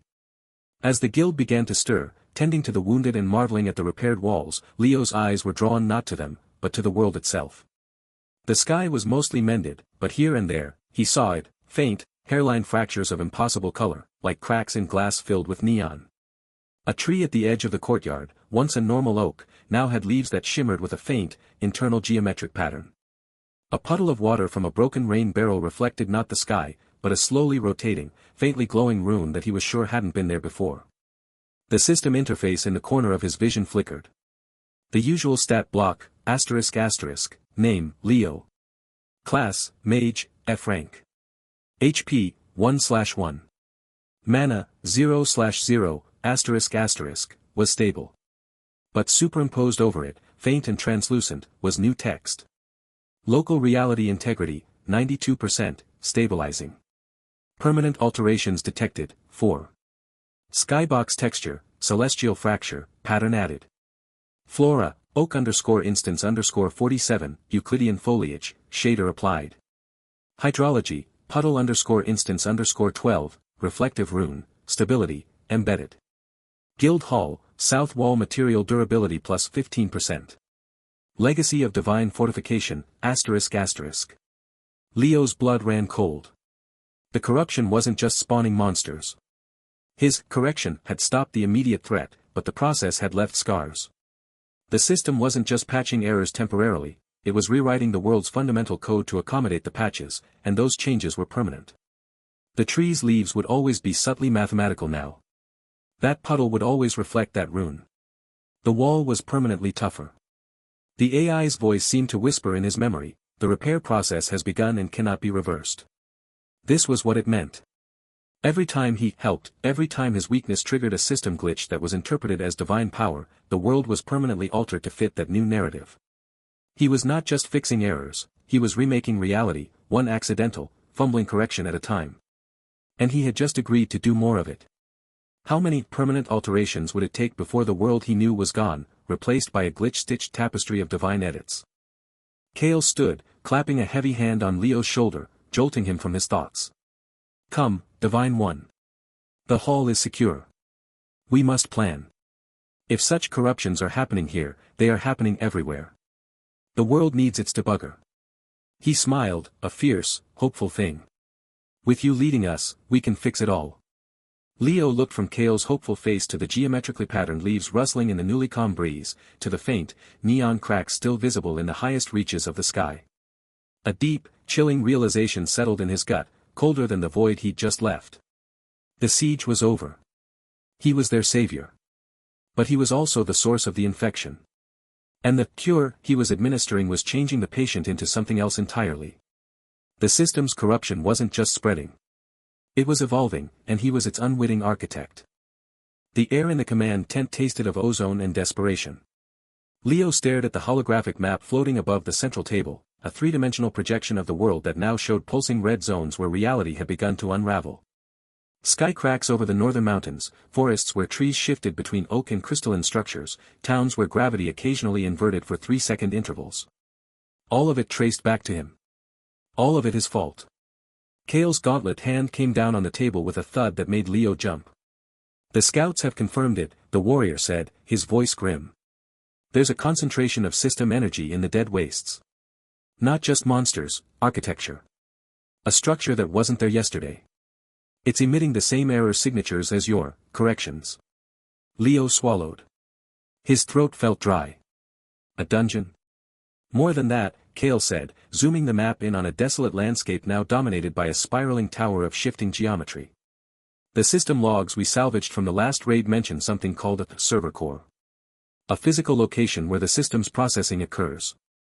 If the corruption is spreading from there, then maybe we can stop it at the source, Leo finished quietly.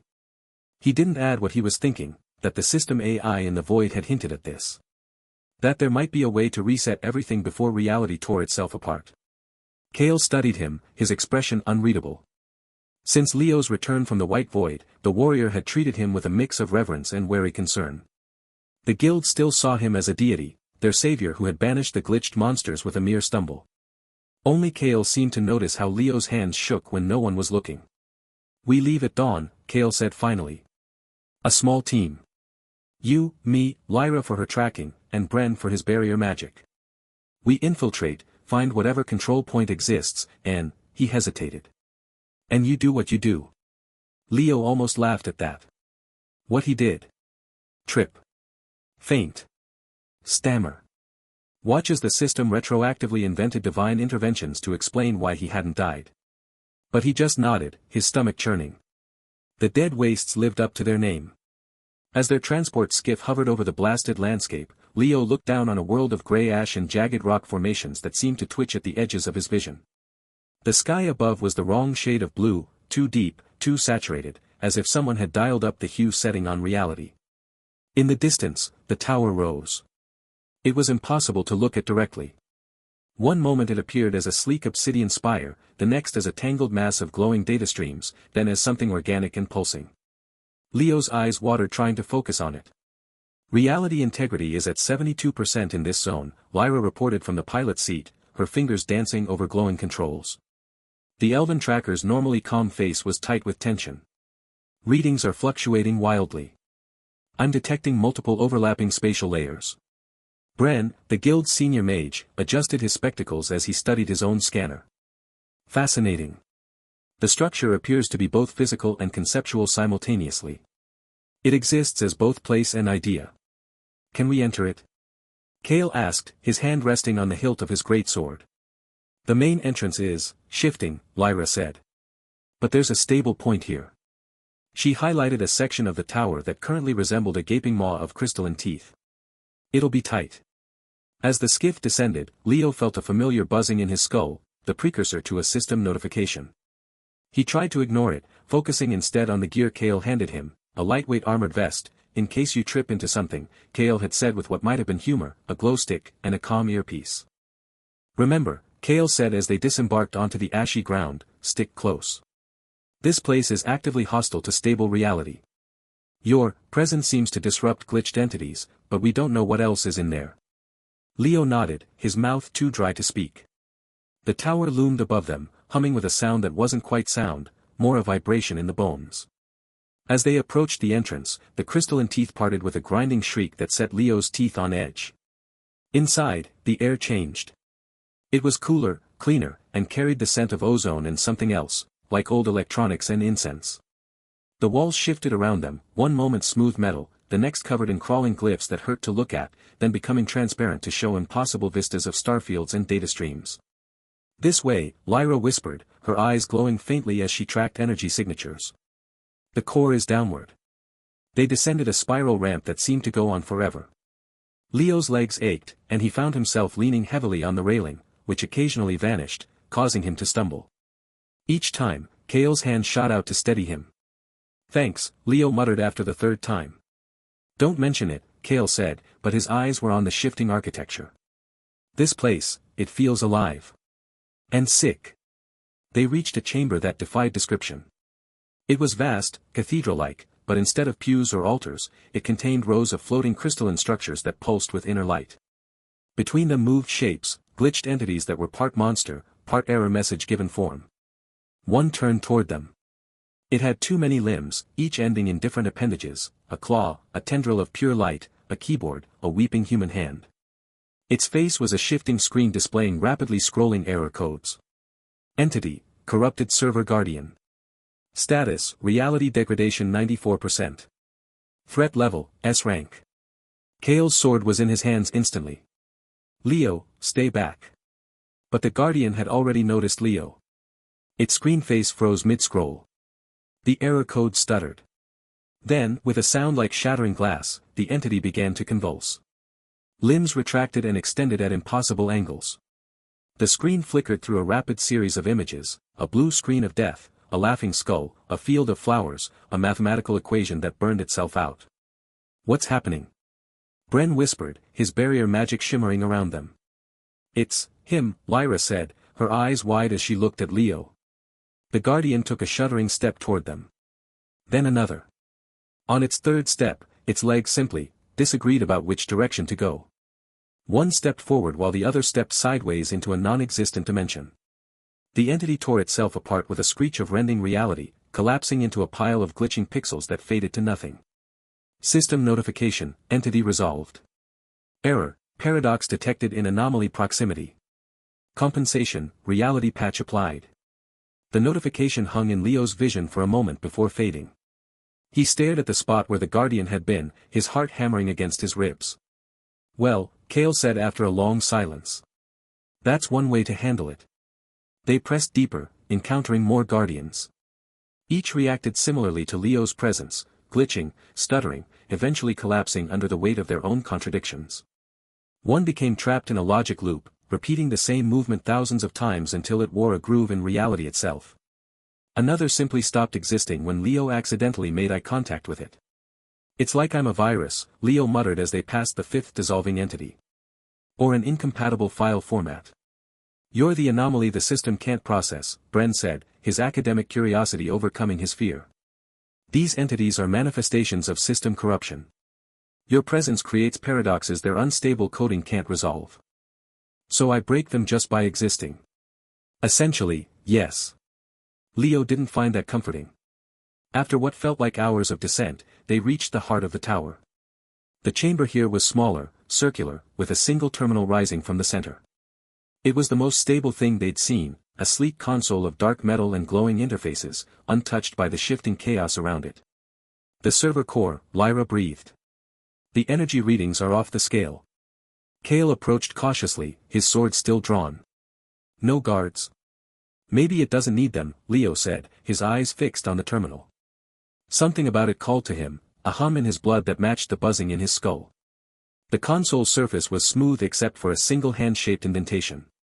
Glyphs glowed around it, shifting through languages Leo didn't recognize before settling on something approximating common script, anomaly verification required. It wants you to touch it, Kale said, his voice tight. Leo's palms were sweating. He wiped them on his pants, his mind racing. What if this was a trap? What if touching it would complete whatever corruption was eating the world? But then he remembered the sky cracks, the inverted gravity, the trees that were half plant, half crystal. He had to try. Stay back, he told the others. In case something happens. Kale looked like he wanted to argue, but after a moment, he nodded and stepped back with Lyra and Bren. Leo approached the terminal alone. The humming grew louder, vibrating up through the floor into his bones. He could see his reflection in the dark surface, pale, wide-eyed, looking every bit the F-rank mage he supposedly was. He took a deep breath, remembered all the times he'd stumbled into survival, all the glitches that had saved him, all the reality he'd unwittingly rewritten.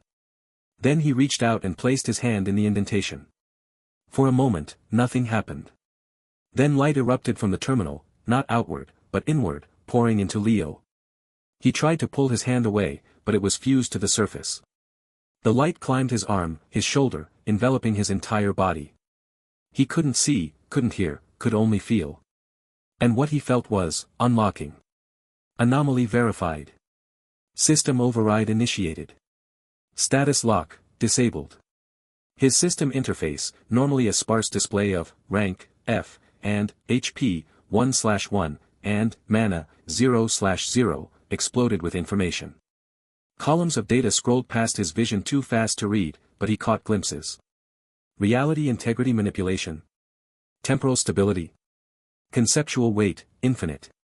His stats weren't just changing, they were revealing what had always been there, hidden behind the F-rank lock. Numbers climbed into the thousands, then millions, then symbols he couldn't comprehend. His HP didn't just increase, it became, health, conceptual. His mana didn't refill, it became, energy, primordial. For one breathtaking moment, Leo understood. He wasn't weak. He had never been weak. The system had simply been unable to measure what he was. His true power was paradox itself, the living impossibility that broke every rule, every limitation. He could see the strands of reality around him, could feel how a single thought might reshape them. He was, in that moment, exactly what everyone had believed him to be. Then the light flared brighter, painful now. Error messages flooded his vision. Warning, anomaly overload. Reality cannot sustain paradox of this magnitude. Unlocking protocols engaged. The unlocking reversed. The infinite stats collapsed back into their boxes. The godlike awareness faded like a dream upon waking. Leo watched as his interface reset itself, the glorious numbers bleeding away until only the familiar, pathetic display remained. Name, Leo. Rank, F. HP, 1/1. Mana, 0/0. But something was different. The numbers flickered for just a second, a ghost of what had been. And in that flicker, Leo saw it, the potential. The truth. Then his hand came free from the terminal, and he stumbled backward, collapsing into Kale's waiting arms. The warrior caught him easily, his face a mask of concern. Leo. What happened? Leo looked up, his vision swimming. The terminal was dark now, inert. But from its surface, a single line of text glowed. Reset code download initiated. Estimated completion, 23 hours 59 minutes and 59 seconds. Leo tried to speak, but his voice came out a croak. He tried again. I saw what I could be. Kale helped him to his feet. And? Leo looked at his hands, ordinary hands, trembling slightly. He remembered the feeling of infinite power, the certainty that he could reshape the world with a thought. And he remembered the system's warning, reality couldn't sustain it. We have one day, he said, his voice steadier now. The reset code downloads in 24 hours. Then we can fix everything. But as they turned to leave the chamber, Leo glanced back at the terminal. His stats still showed F rank. But in the back of his mind, the memory of that unlocking burned bright. And he wondered, if they reset the world, would it lock him away forever? Or would it finally set him free? The tower around them began to tremble, as if angered by what they had taken. Somewhere above, alarms began to blare. Time to go, Kale said, pulling Leo toward the exit. But Leo's eyes remained on the terminal until it vanished from sight, his mind echoing with the ghost of infinite potential. The terminal room hummed with a low, persistent vibration that seemed to resonate in Leo's bones. Before them, the console glowed with shifting patterns of light, not the familiar blue of system interfaces, but a sickly green that pulsed like a dying heartbeat. The air smelled of ozone and something else, something metallic and ancient. Kale stood guard at the arched entrance, his greatsword resting against his shoulder, eyes scanning the corridor they'd just come through. Lyra and Bren were examining the walls, which weren't made of stone or metal, but of solidified light that shimmered with embedded data streams. The entire chamber felt less like a room and more like the inside of a living machine. It's downloading, Bren announced, his fingers hovering over the console without touching it. The rogue had learned caution after seeing what happened when Leo touched things. 23 hours, 42 minutes remaining. The progress bar is moving, but, look at this. Lyra leaned in, her silver hair falling forward as she squinted at the display. The data packets are corrupted. About 30% of them are showing error flags. Will it still work? Kale asked without turning around. Maybe, Bren said.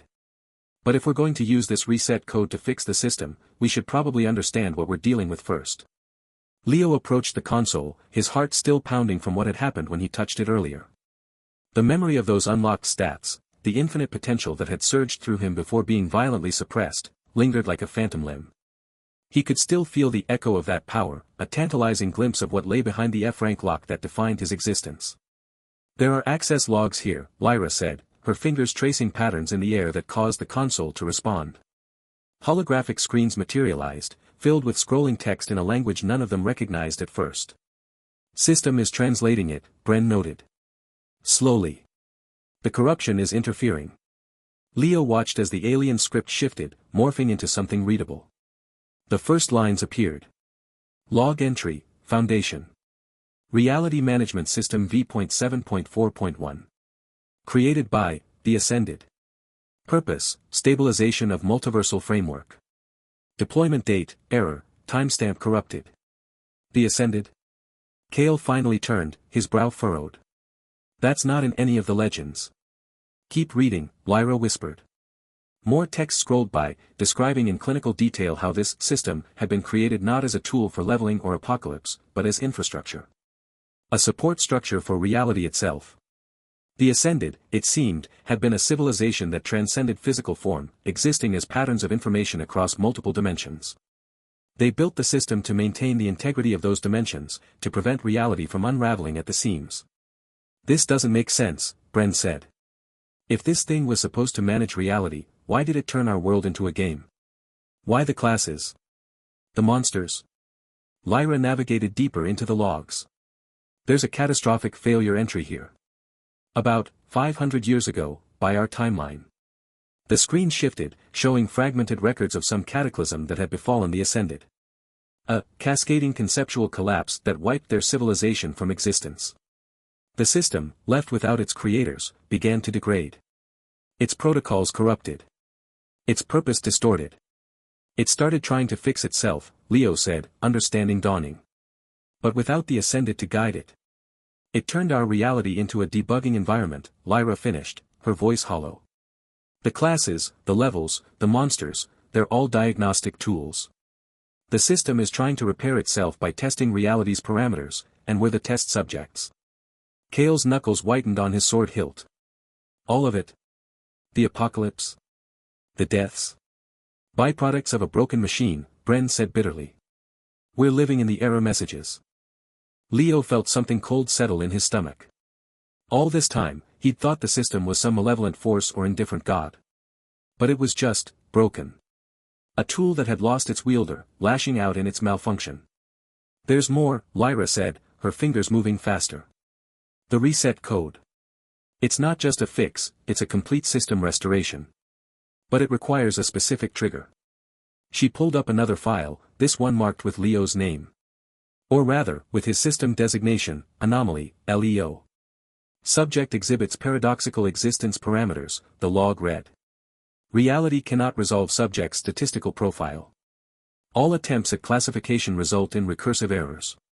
Subject designated pure anomaly, unaffected by system degradation due to fundamental incompatibility with reality framework. Leo stared at the words. Unaffected by degradation. That's why the glitches happen around you, Bren said, realization dawning. You're like a rock in a stream. The system's corruption flows around you, but when it tries to process you directly, it breaks. Lyra scrolled further. The reset protocol requires a pure anomaly to activate. Something that exists outside the system's corrupted framework. Something that can. She trailed off, her eyes widening. What? Kale demanded. It can channel the reset through itself. Use its anomalous nature as a conduit to purge the corruption. The room fell silent except for the hum of the machinery. Leo understood what she wasn't saying. It'll kill me, won't it? Not necessarily, Lyra said quickly, but her voice lacked conviction. The logs say the anomaly becomes the vector. The corruption gets funneled through you and, expelled. But the strain could unmoor you from reality entirely, Bren finished softly. You might not die, Leo. You might just, stop being. Leo leaned against the console, his legs suddenly weak. All this time, he'd been terrified of his weakness, of his F-rank status that made him the butt of every joke. Now he was learning that same weakness was the key to saving everything.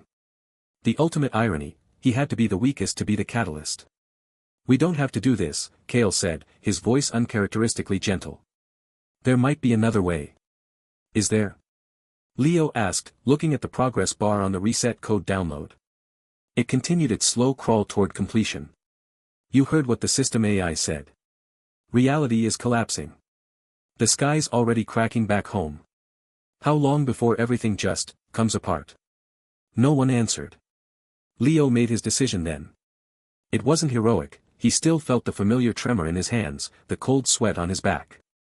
But for the first time, his weakness felt like a choice rather than a curse. If being an F-rank mage with 1 HP was what made him the anomaly, then maybe that was his strength after all. I'll do it, he said, his voice barely above a whisper. When the download finishes, I'll trigger the reset. Kale opened his mouth to protest, but at that moment, the console emitted a sharp, piercing beep. Not the sound of completion, but of alarm. Warning, intrusion detected. Security protocols activated. The walls of the chamber began to shift. The solidified light rippled like water, and from it emerged figures, not monsters, but something worse. Humanoid shapes made of glitching pixels and corrupted data, their forms constantly shifting between solidity and static. They had no faces, only swirling vortexes of error messages where their heads should be. Corrupted guardians. Bren shouted, already drawing his daggers. The system knows we're here. There were 6 of them, moving with unnatural jerky motions. As they approached, Leo felt the familiar sensation, the air thickening, reality straining around him.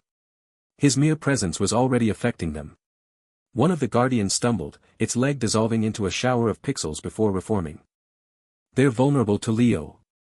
Lyra called out, already casting a barrier spell. A shimmering dome of energy surrounded the console, protecting the download. Kale charged forward, his greatsword cleaving through the first guardian. It didn't scream, it emitted a burst of static and fragmented code before collapsing into nothingness. But 2 more took its place, emerging from the walls. They're endless. Bren yelled, ducking under a glitching arm that passed through where his head had been a moment before. Leo stood frozen by the console, watching the battle. He knew what he had to do. He stepped forward, out of Lyra's barrier. Leo, no, she shouted. But it was too late. The corrupted guardians turned toward him as one. Their attention focused entirely on the anomaly in their midst. And as they did, the glitches intensified. One guardian's arm stretched impossibly long before snapping back. Another split into 2 copies that immediately began fighting each other. Keep them focused on me. Leo called out, his voice trembling but clear. He didn't fight. He didn't cast spells. He simply stood there, being exactly what he was, an error the system couldn't process. A paradox in human form. The guardians converged on him, their glitching hands reaching out. Kale tried to intercept, but 2 more emerged from the floor, blocking his path. Bren was pinned against a wall by a guardian that kept phasing in and out of existence. Just as the first guardian was about to touch Leo, the system glitched. Error, paradoxical interaction. Reality integrity compromised. The guardian froze, its form locking up. Cracks spread across its pixelated body, glowing with that same sickly green light. Then it shattered, not into pieces, but into lines of corrupted code that hung in the air before dissipating. The other guardians suffered similar fates. One simply ceased to exist mid-step. Another folded in on itself like a corrupted file being deleted. Within seconds, all 6 were gone. But the room wasn't done with them. Security escalation, containment protocol. From the ceiling, beams of energy shot down, forming a crackling barrier between the console and the entrance. It happened so fast that Kale, who had been charging toward Leo, slammed into it with a shower of sparks. He was thrown back, landing hard on the floor. Kale. Leo rushed toward the barrier, but stopped just short of touching it. The energy hummed with lethal intensity. I'm fine, Kale grunted, pushing himself up. The barrier separated them, Leo, Lyra, and Bren on the console side, Kale alone on the entrance side. Can you dispel it? Bren asked Lyra. She was already casting, her hands weaving intricate patterns. It's not magical. It's systemic. Part of the dungeon security. I can't break it. Warning, structural integrity failing. Dungeon collapse imminent. The entire chamber shuddered. Cracks appeared in the walls of light, through which Leo could see nothing. Not darkness, but an absence. A void where reality should be. The download. Bren pointed at the console. The progress bar was at 98%. So close. The floor beneath them began to dissolve at the edges, crumbling into that same nothingness. Lyra reinforced her barrier, but it was shrinking as the room collapsed inward. Kale, get out of here. Leo shouted through the energy barrier. Not without you. Kale slammed his fist against the barrier, which sparked angrily. 99%, Bren reported, his eyes fixed on the console. The ceiling above Kale's side of the barrier began to crack. Chunks of solidified light fell, shattering on impact. One piece nearly hit him, but he dodged at the last second. Go. Leo screamed. That's an order. For a moment, their eyes met through the crackling energy. Kale, the stern warrior who had knelt to him thinking he was a god. Leo, the weakest mage who might now have to become something more to save them all. Then Kale nodded once, a sharp, military gesture. He turned and ran for the corridor just as the ceiling collapsed behind him, sealing the entrance with rubble. 100%. Bren yelled. The console chimed, a clean, pure sound amidst the chaos. Download complete, reset code acquired. But the room was coming apart around them. The floor beneath Leo's feet gave way, and he fell, not down, but into the nothingness that was swallowing the dungeon whole. The last thing he saw was Lyra reaching for him, her mouth open in a silent scream. Then everything went white and silent and still. Leo tumbled through darkness that wasn't quite empty. The collapse of the system server dungeon had thrown him into a space between realities, a place where the world's code bled through in jagged, glitching fragments. He could see numbers scrolling past his vision, error messages in languages that didn't exist, and flashes of landscapes that folded in on themselves like broken origami. His body felt weightless, yet every nerve screamed with the memory of Kale's desperate shout. The warrior had been reaching for him when the energy barrier sealed shut, his face a mask of horror as the chamber disintegrated. Leo had fallen backward, the reset code burning in his mind like a downloaded file he couldn't delete. Then, impact. He landed not with a crash, but with a soft, unsettling squelch. The ground beneath him was wrong. It looked like grass, but it shimmered with pixelated edges, and when he pushed himself up, his hand sank slightly into what felt like gelatin. The air smelled of ozone and something sweetly rotten. Leo scrambled to his feet, his heart hammering against his ribs. He was back in the guild's territory, or what remained of it. The familiar wooden palisades and training yards were still there, but they were bleeding. Literally. From cracks in the walls, streams of crimson light pulsed like veins, and the sky above was a tapestry of fractures. Jagged black lines split the blue expanse, revealing glimpses of starless void beyond. Through those cracks, monsters were emerging, not from portals or summoning circles, but materializing from thin air with staticky pops and glitches of light. A wolf-like creature with 3 heads flickered in and out of existence before solidifying with a sickening crunch of bone. A floating eyeball the size of a cartwheel blinked into being, its pupils swirling with corrupted data. What in the? Leo whispered, his voice trembling. A horn blared, the guild's alarm. Survivors poured from the barracks, weapons in hand. Kale's second-in-command, a burly woman named Mara, rallied them with a roar. Form up. Defensive positions. Protect the civilians. But the chaos was overwhelming. A crack in the ground yawned open, swallowing a storage shed whole. From it, serpentine creatures made of molten code writhed upward, their bodies shedding bits of numbers like scales. Archers loosed arrows, but the projectiles passed through some monsters harmlessly, only to strike others with explosive force. The system was failing, and reality was losing its rules. Leo stumbled toward the command tent, his mind racing. The reset code, he had to use it. The logs had said it would purge the corruption, but at a cost. He fumbled in his pocket, pulling out the crystalline data shard he'd downloaded. It glowed with a soft, white light, warm against his palm. Leo. Mara spotted him, her face streaked with sweat and soot. She grabbed his arm, her grip iron tight. Thank the gods you're alive. Where's Kale? Trapped, Leo choked out. The dungeon collapsed. I barely got out. Her eyes hardened, but she nodded. Then we hold without him. We need your power, Leo. Whatever you did in that dungeon, do it again.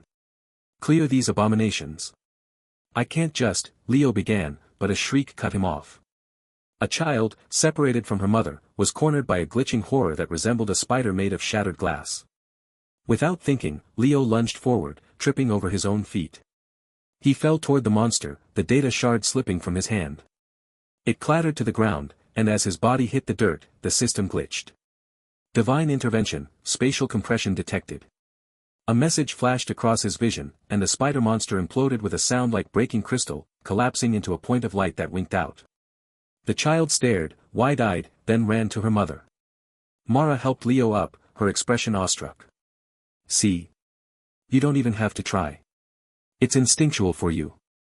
Leo wanted to scream that it was luck, that he was just clumsy, but the words died in his throat.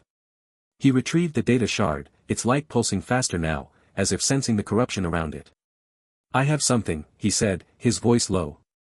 A way to fix this. But I need space to activate it. Mara didn't hesitate. You heard him. Clear a perimeter around the tent. Buy him time.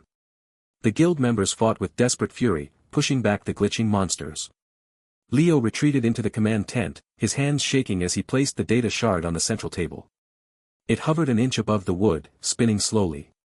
The air in the tent grew thick with energy, and the fractures in the sky outside seemed to pulse in time with the shard's light.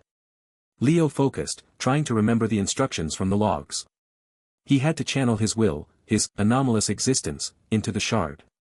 But how? He was just an F-rank mage with 1 HP.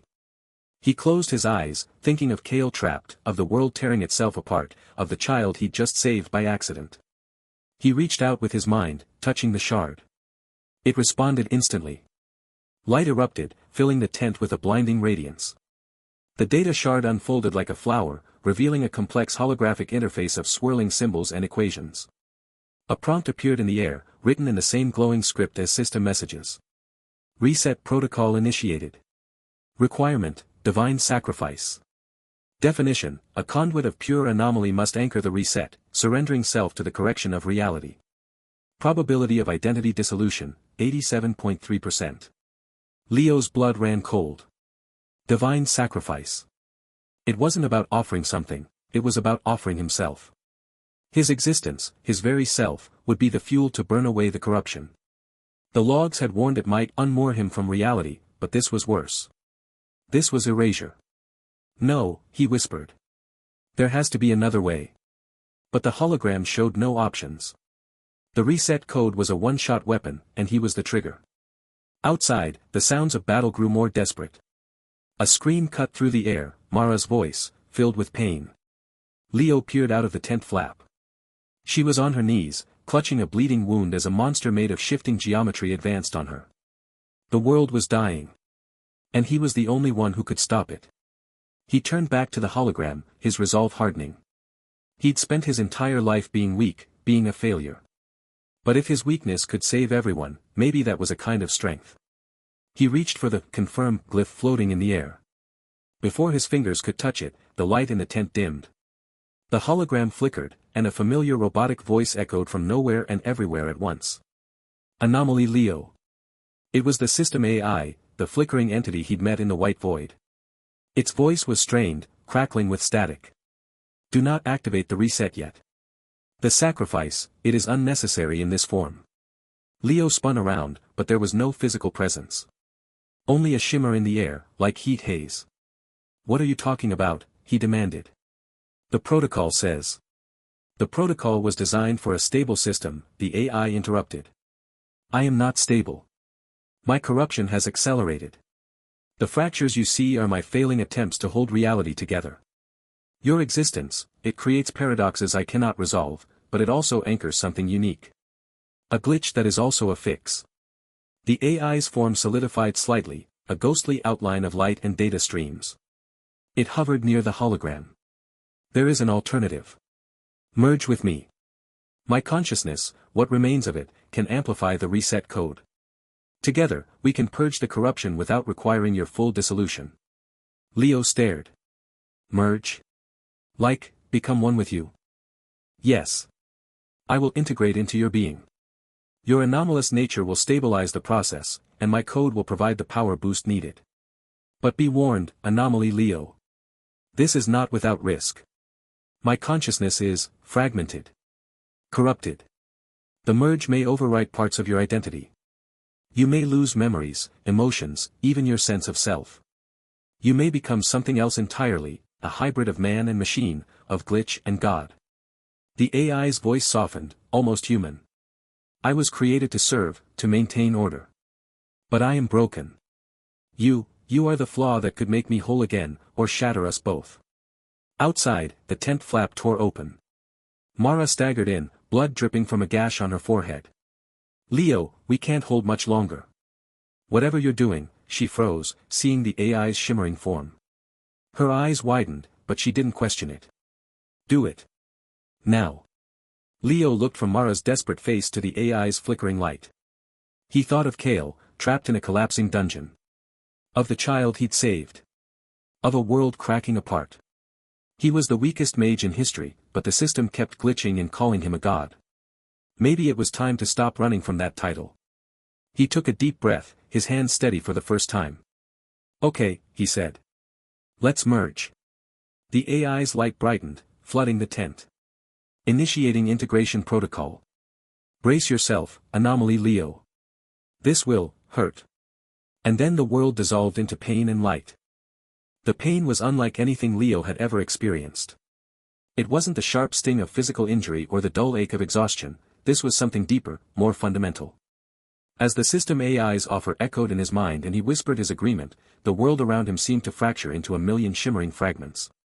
Kale stood nearby, his broadsword slick with the ichor of glitched monsters, his face pale with exhaustion and something else, awe, perhaps, or fear.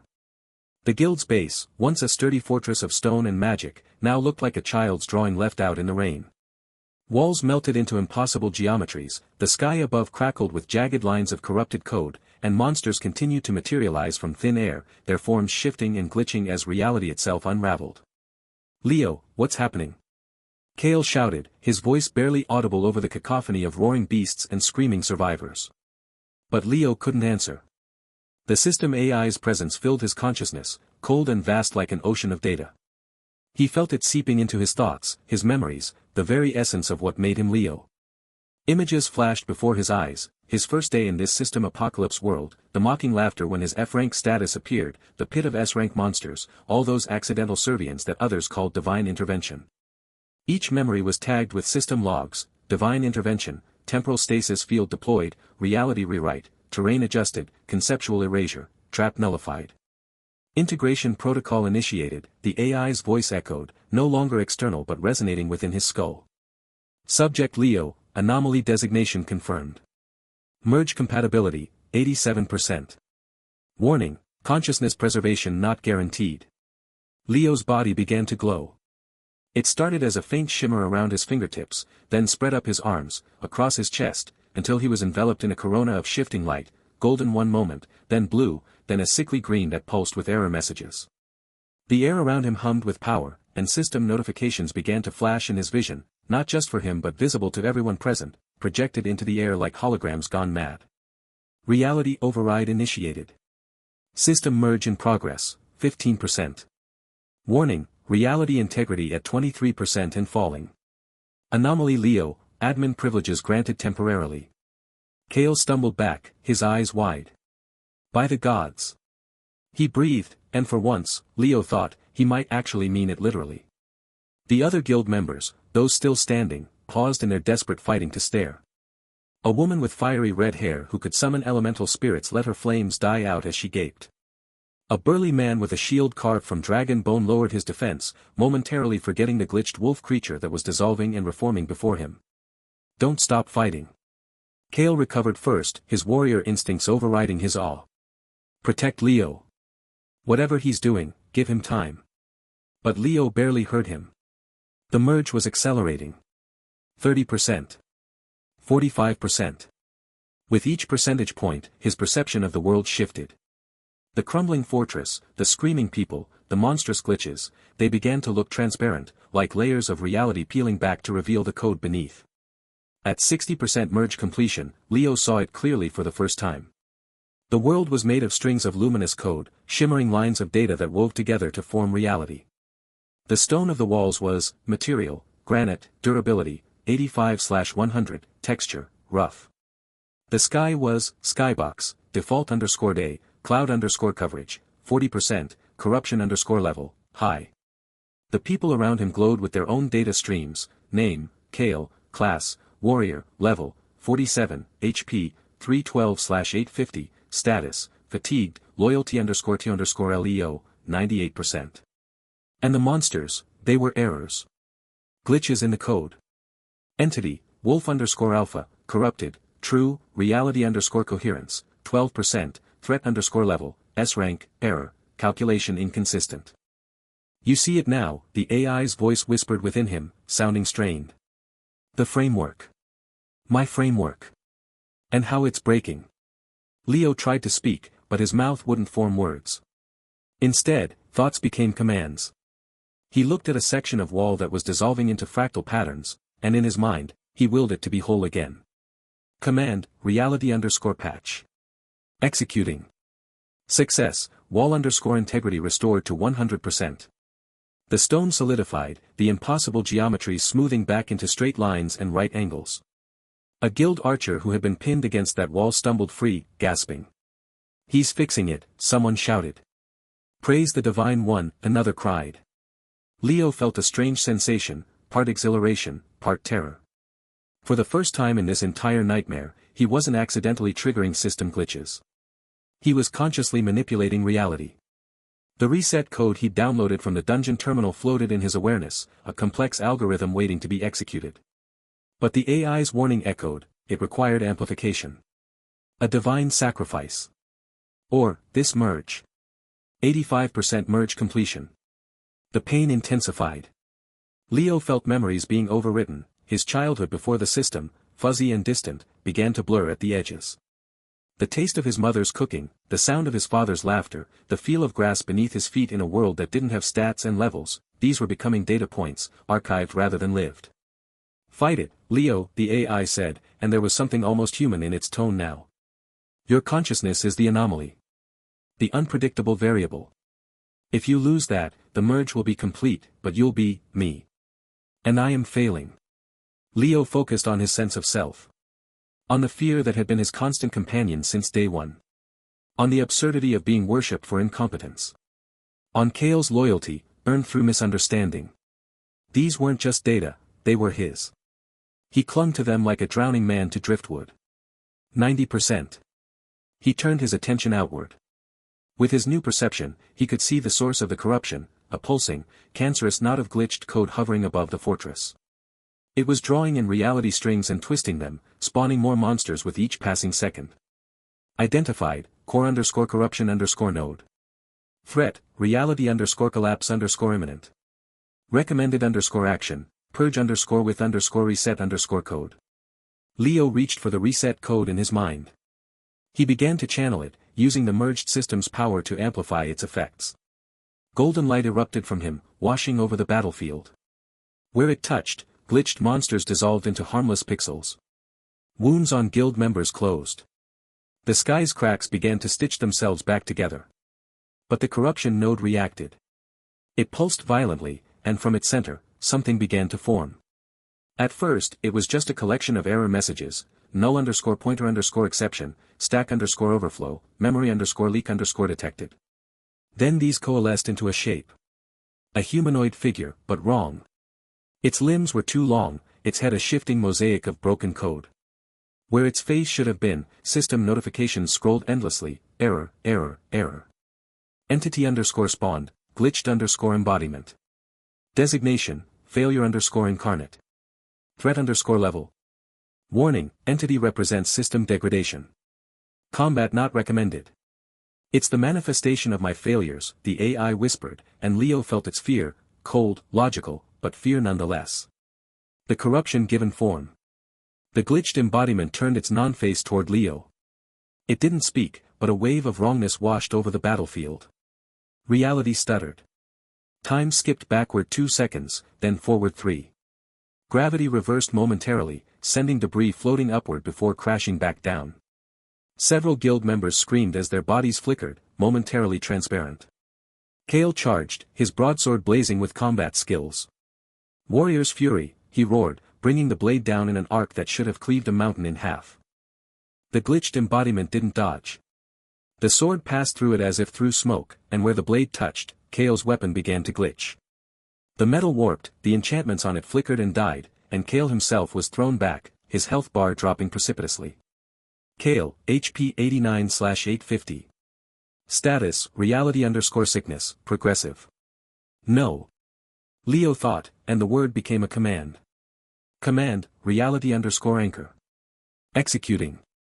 Target, Kale. Effect, reality_sickness halted, HP stabilized at 89. Kale gasped on the ground, his body solidifying again. He looked up at Leo, and in his eyes, Leo saw not worship this time, but something more complex, understanding, perhaps. Or the beginning of it. The glitched embodiment turned its full attention to Leo. It raised a hand, and the air between them crackled with corrupted code. Leo felt his own reality waver. His F-rank status, usually a constant humiliation, began to flicker in his vision. Leo, class, Mage. Rank, F, error, calculation inconsistent. HP, 1/1, error, value underflow. Mana, 0/0, error, division_by_0. Then, as the glitched embodiment's power washed over him, the stats changed. Rank. HP, infinity/infinity, theoretical. Mana, infinity/infinity, theoretical. Warning, paradox detected. The numbers flickered, F rank, then infinite, then back to F rank, then something else entirely. With each shift, Leo felt power surge through him, only to drain away. It was like being the weakest and strongest being in existence simultaneously, a paradox made flesh. The glitched embodiment hesitated. Its error message phase scrolled faster, confused by the contradiction Leo represented. That's it, the AI whispered urgently. Your weakness is your strength. The system cannot parse you. Use that. 95% merge completion. Leo was losing himself. Memories were becoming files. Emotions were becoming variables. But he clung to one thing, the absurdity of it all. The sheer, ridiculous luck that had brought him here. He wasn't a god. He wasn't even a competent mage. He was Leo, the F-rank failure, and that was the one thing the system, even this corrupted embodiment of it, couldn't understand. He took a step forward, away from the guild members, toward the glitched embodiment. His body still glowed with merged system energy, but he forced his stats to display as they always had, F rank, 1 HP, 0 mana. The most pathetic readout imaginable. The glitched embodiment recoiled slightly, as if confronted with something incomprehensible. My turn, Leo said, and his voice echoed with both his own timbre and the AI's synthetic tones. He didn't cast a spell. He didn't summon power. He simply stood there, being exactly what he was, an anomaly. A glitch in the system that had somehow become the key to saving it. The glitched embodiment lashed out, tendrils of corrupted code shooting toward him. Leo didn't dodge. He let them hit. Impact detected. Damage calculation, 10,000, theoretical. Leo HP, 1/1. Error, damage exceeds HP capacity. Error, subject should be terminated. Error, subject persists. Paradox detected. Reality inconsistency, critical. The glitched embodiment shuddered. Its form began to destabilize. The error messages on its face scrolled too fast to read, then froze, then began to delete themselves one by one. Leo pressed his advantage. He reached into the merged system's power and the reset code, and he targeted not the embodiment, but the corruption node behind it. He channeled all the paradoxes, all the glitches, all the times the system had failed to kill him, into one focused burst of nothingness. Of impossible survival. Command, paradox_amplification. Target, core_corruption_node. Executing. Warning, this action may cause cascading reality failure. Do it, the AI cried, and for the first time, there was hope in its voice. Leo unleashed the power. The world went white. And in that blinding moment, with his F-rank stats flickering with godlike power, Leo faced the glitched embodiment one last time, knowing that whatever happened next would change everything, or end it all. The world had become a canvas of fractured code. Leo stood in the center of the guild courtyard, his body humming with an energy that was both alien and terrifyingly familiar. The merge with the system AI had reached 95%, and he could feel the boundaries of his consciousness stretching thin, like a rubber band about to snap. Around him, the sky was a patchwork of glitching pixels, swirls of midnight blue bleeding into error message red, stars flickering like corrupted data points. Kale and the other guild members formed a protective circle at the edges, their weapons raised against the reality-warping monsters that had spawned from the system's decay.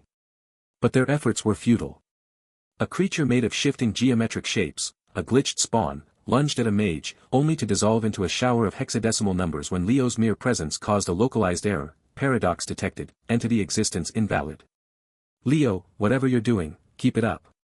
Kale shouted, his voice strained. He swung his greatsword at a beast that seemed to be both a wolf and a collection of floating equations, but the blade passed through it harmlessly. These things can't touch you. Leo didn't answer. His attention was fixed on the glitched embodiment hovering 20 feet above the ground. It was the physical manifestation of the system's failure, a towering, amorphous mass of glitching light and dark matter, constantly shifting between forms. One moment it resembled a dragon made of broken glass, the next, it was a humanoid figure with too many eyes, each pupil displaying a different error code. Its very existence made the air crackle with static, and Leo's system interface, projected in his mind's eye, flashed with warnings: reality integrity, 42%. Corruption node, active. Anomaly Leo, the entity spoke, its voice a chorus of distorted system alerts and robotic tones. You are the flaw. The paradox. Your weakness breaks the rules. It extended a tendril of glitching energy toward him, and Leo instinctively stumbled backward, tripping over a loose cobblestone. As he fell, his heart hammered against his ribs, a pathetic, human reaction that should have gotten him killed. Instead, the system glitched. Loudly. Error, action incompatible with subject parameters. F-rank mage cannot evade S-rank attack. Calculating. The tendril froze mid-air, pixels unraveling. The glitched embodiment shuddered, its form flickering. Leo hit the ground hard, the impact knocking the breath from his lungs. He lay there for a second, dazed, watching as error messages cascaded across the entity's surface: paradox overflow. Reality patch failed. That's it, Leo whispered to himself, the realization cutting through the fog of fear. The AI had told him, his weakness created paradoxes the system couldn't resolve. Every time he should have died, the glitching invented a grand explanation. Now, merged with the system, he could weaponize that. He could be the ultimate bug. He pushed himself up, his legs trembling. The merge was at 96%, and he could feel the AI's presence like a second heartbeat in his skull, whispering protocols and access codes. But it was fading, his own identity, the scared F-rank mage, was being overwritten. He had minutes, maybe less. Hey, ugly! Leo yelled, his voice cracking. He raised a hand, not to cast a spell, he had 0 mana, after all, but to point a shaking finger at the entity. You call that an attack? I've seen tutorial goblins with better aim. The glitched embodiment roared, the sound like a server crashing. It coalesced into a massive fist of corrupted data and slammed toward Leo. He didn't dodge. He couldn't. He stood his ground, squeezing his eyes shut, and thought about how utterly weak he was. 1 HP. No mana. A failure in a world of monsters. Critical error, target Leo should be erased. Contradiction, subject surviving. Initiating reality override. The fist dissolved inches from his face, scattering into harmless light particles. The entity recoiled, its form destabilizing further. Cracks spread across its body, leaking streams of garbled code. Around the courtyard, the other glitched spawns began to flicker out of existence, unable to maintain cohesion in the face of such a fundamental paradox. Leo, what are you doing? Kale called, lowering his sword as the last monster vanished. It's working, but you're glowing. Leo looked down at his hands. They were translucent, shimmering with the same energy as the system interface.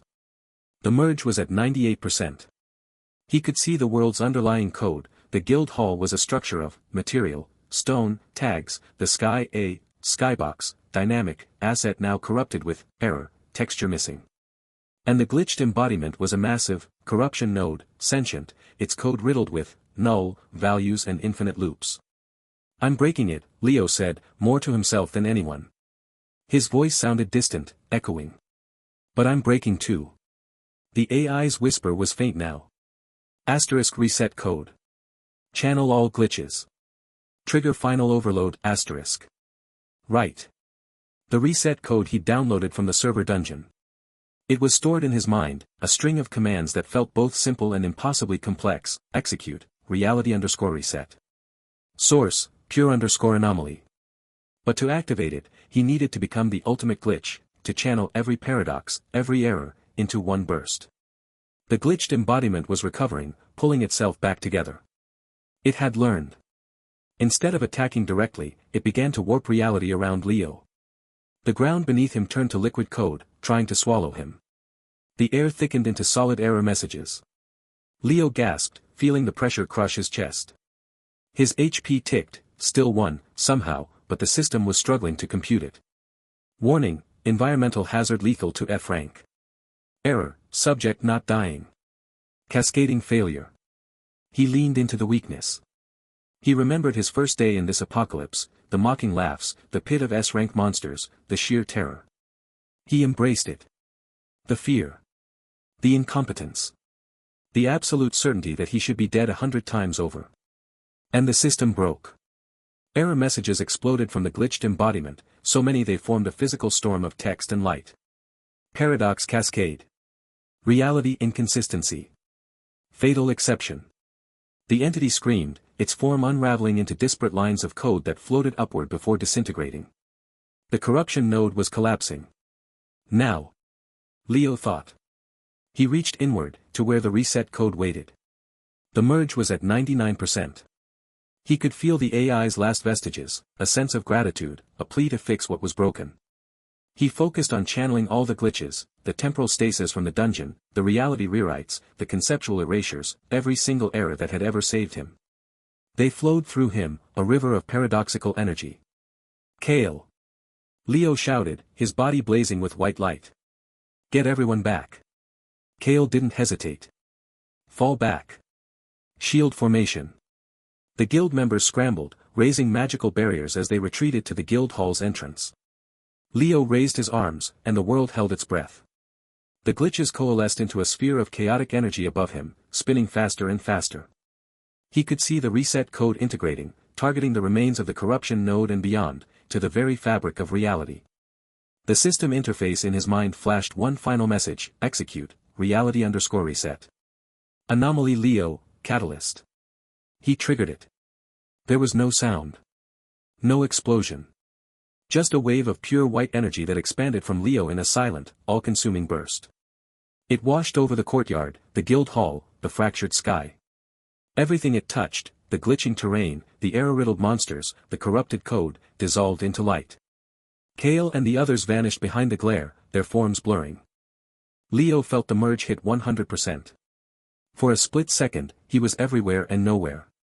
He was the system, he was the glitches, he was the weak mage trembling in a dungeon.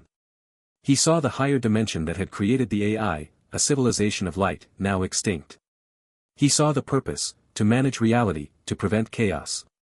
And he saw the failure, the slow decay, the corruption that had birthed the glitched embodiment. Then, he was nothing. The whiteout consumed him. His consciousness frayed at the edges, memories slipping away, his name, his fear, Kale's face. He clung to one thought, I survived. I always survive. And the world reset. Consciousness returned in fragments. First, a sensation of solid ground beneath him. Then, the smell of clean air, no ozone, no static. Finally, light behind his eyelids. Leo opened his eyes. He was lying on grass, soft and green. Above him, the sky was a perfect, unbroken blue, dotted with fluffy white clouds. No glitches. No error messages. He sat up slowly, his body feeling normal. No humming energy, no translucence. Just himself. He looked around. He was in a meadow, surrounded by gentle hills. In the distance, he could see the silhouette of a city, familiar, but different. It was his world, but repaired. The system apocalypse scars were gone, the buildings stood whole, no monsters roamed the streets. Did it work? He whispered. As if in response, his system interface flickered to life in his vision. Not the glitch-ridden mess from before, but a clean, minimalist display. Name, Leo. Class, Mage. Rank. HP, /. Mana, /. Skills, locked. No F rank. Number 1 HP. Just question marks. Stable question marks. He stood, testing his limbs. He felt stronger, but in a way he couldn't quantify. The power wasn't overwhelming, it was just, there. Potential, waiting. A soft chime echoed in his mind, and a new message appeared, typed in calm, blue text, system online. Integrity, 100%. Welcome back, Anomaly Leo. The reset is complete. It was the AI's voice, but integrated now, a guide, not a failing entity. Leo smiled weakly. Thanks. I think. He took a step toward the city, then paused. In the grass beside him, a small, glitching portal shimmered into existence, a remnant of the old errors, perhaps. From within, a distant voice called, faint but clear, the god of glitches, we need your help. Leo stared at it, his new rank blinking. The meadow was peaceful, the reset world offering a chance at a quiet life. But the call was there, another dimension, another problem. He took a deep breath, the air sweet with possibility. He had a choice to make. Leo blinked against the soft morning light filtering through unfamiliar curtains. For a moment, he lay still, half expecting the world to dissolve into glitching pixels or for some monstrous error to tear through reality. But the silence held, a deep, profound quiet unlike anything he'd known since the system descended. He sat up slowly, his body feeling different. Not stronger in the traditional sense, but integrated. As if every cell had been recalibrated. The room around him was simple, white walls, a wooden desk, a window overlooking a garden where flowers bloomed in impossible colors. This was the reset world, the reality he'd rebuilt by channeling all those cascading errors into a final burst of energy. His system interface flickered to life in his vision, not with the jarring buzz of glitches, but with a smooth, silent display. System status, stable. User, Leo. Rank. HP, /. Mana, /. Guide, integrated. Guide. Leo whispered, his voice rough from disuse. A soft, synthesized voice echoed in his mind, familiar yet changed. I am here, Leo. No longer failing, but functioning as intended. You may call me Sis, if you wish. It was the system AI, the flickering entity from the void, now woven into the fabric of this new reality. Leo felt a pang of something like grief.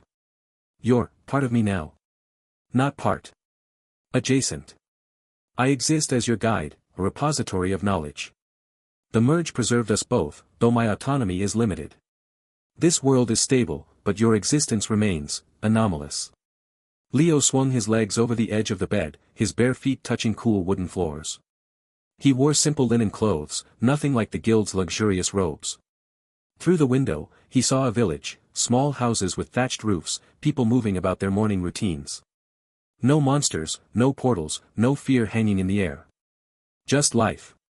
But when he focused, he could feel it, the thrum of power beneath his skin. Not the false divinity others had seen, but something real. His stats were hidden, but he knew. He could sense the mana in the flowers outside, could feel the pulse of the world's code like a second heartbeat. A knock at the door startled him. Before he could answer, it swung open, and Kale stood there, clad in simple traveler's leathers instead of his guild armor. His stern face broke into a wide grin. Leo. You're awake. We were starting to worry. Kale. Leo stood, taking a step forward. You remember. Fragments. Kale rubbed his temple, his expression turning thoughtful. Like a dream fading. I remember kneeling to you in a dungeon, following you into hellscapes, watching monsters dissolve at your presence. But the details, they slip away. The guild says you're a legend, the one who reset the world. They tell stories of the god of glitches. Leo winced. I'm not a god, Kale. I was just, lucky. Kale laughed, a hearty sound that filled the small room. Luck that rewrote reality? Come on. Even with my memories foggy, I know what I saw. You saved us.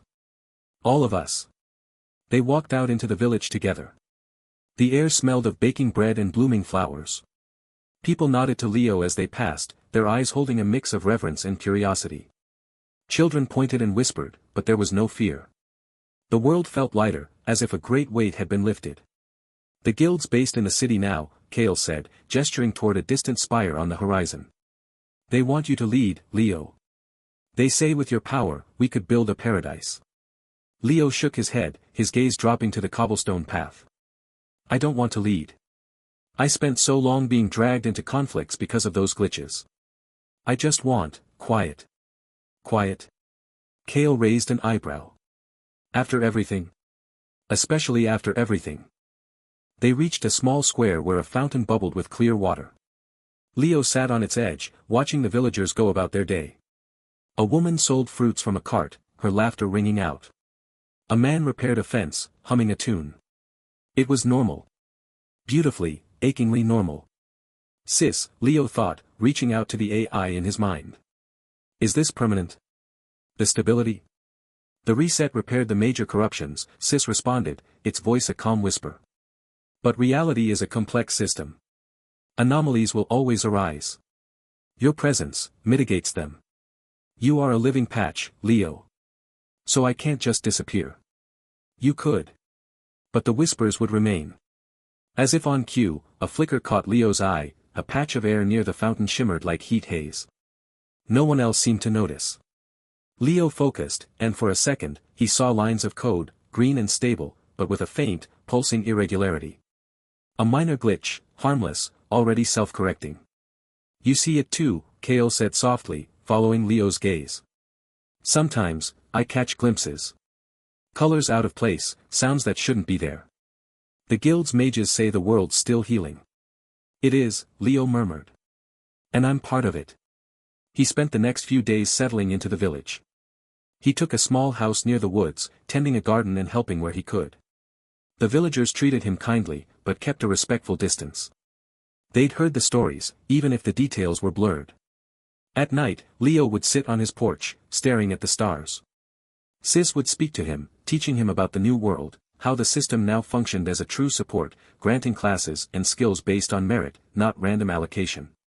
How the monsters that remained were balanced, part of the ecosystem. How the higher civilization that created the system was gone, but their legacy was preserved. You have a choice, Leo, Sis said one evening, as fireflies danced in the dusk. You can live quietly, as you wish. Your power is dormant but present. Or you can engage, use your understanding of glitches to guide this world. I'm tired of being a guide, Leo replied, his voice barely above a whisper. I just want to be Leo. Not the weakest mage, not a god. Just, me. Then be him. But the whispers grew. Not from the villagers, but from the world itself. Leo would be walking through the woods, and a tree's bark would shift texture for a moment before settling. A bird's song would repeat exactly, like a skipped record. Minor things, but they tugged at him.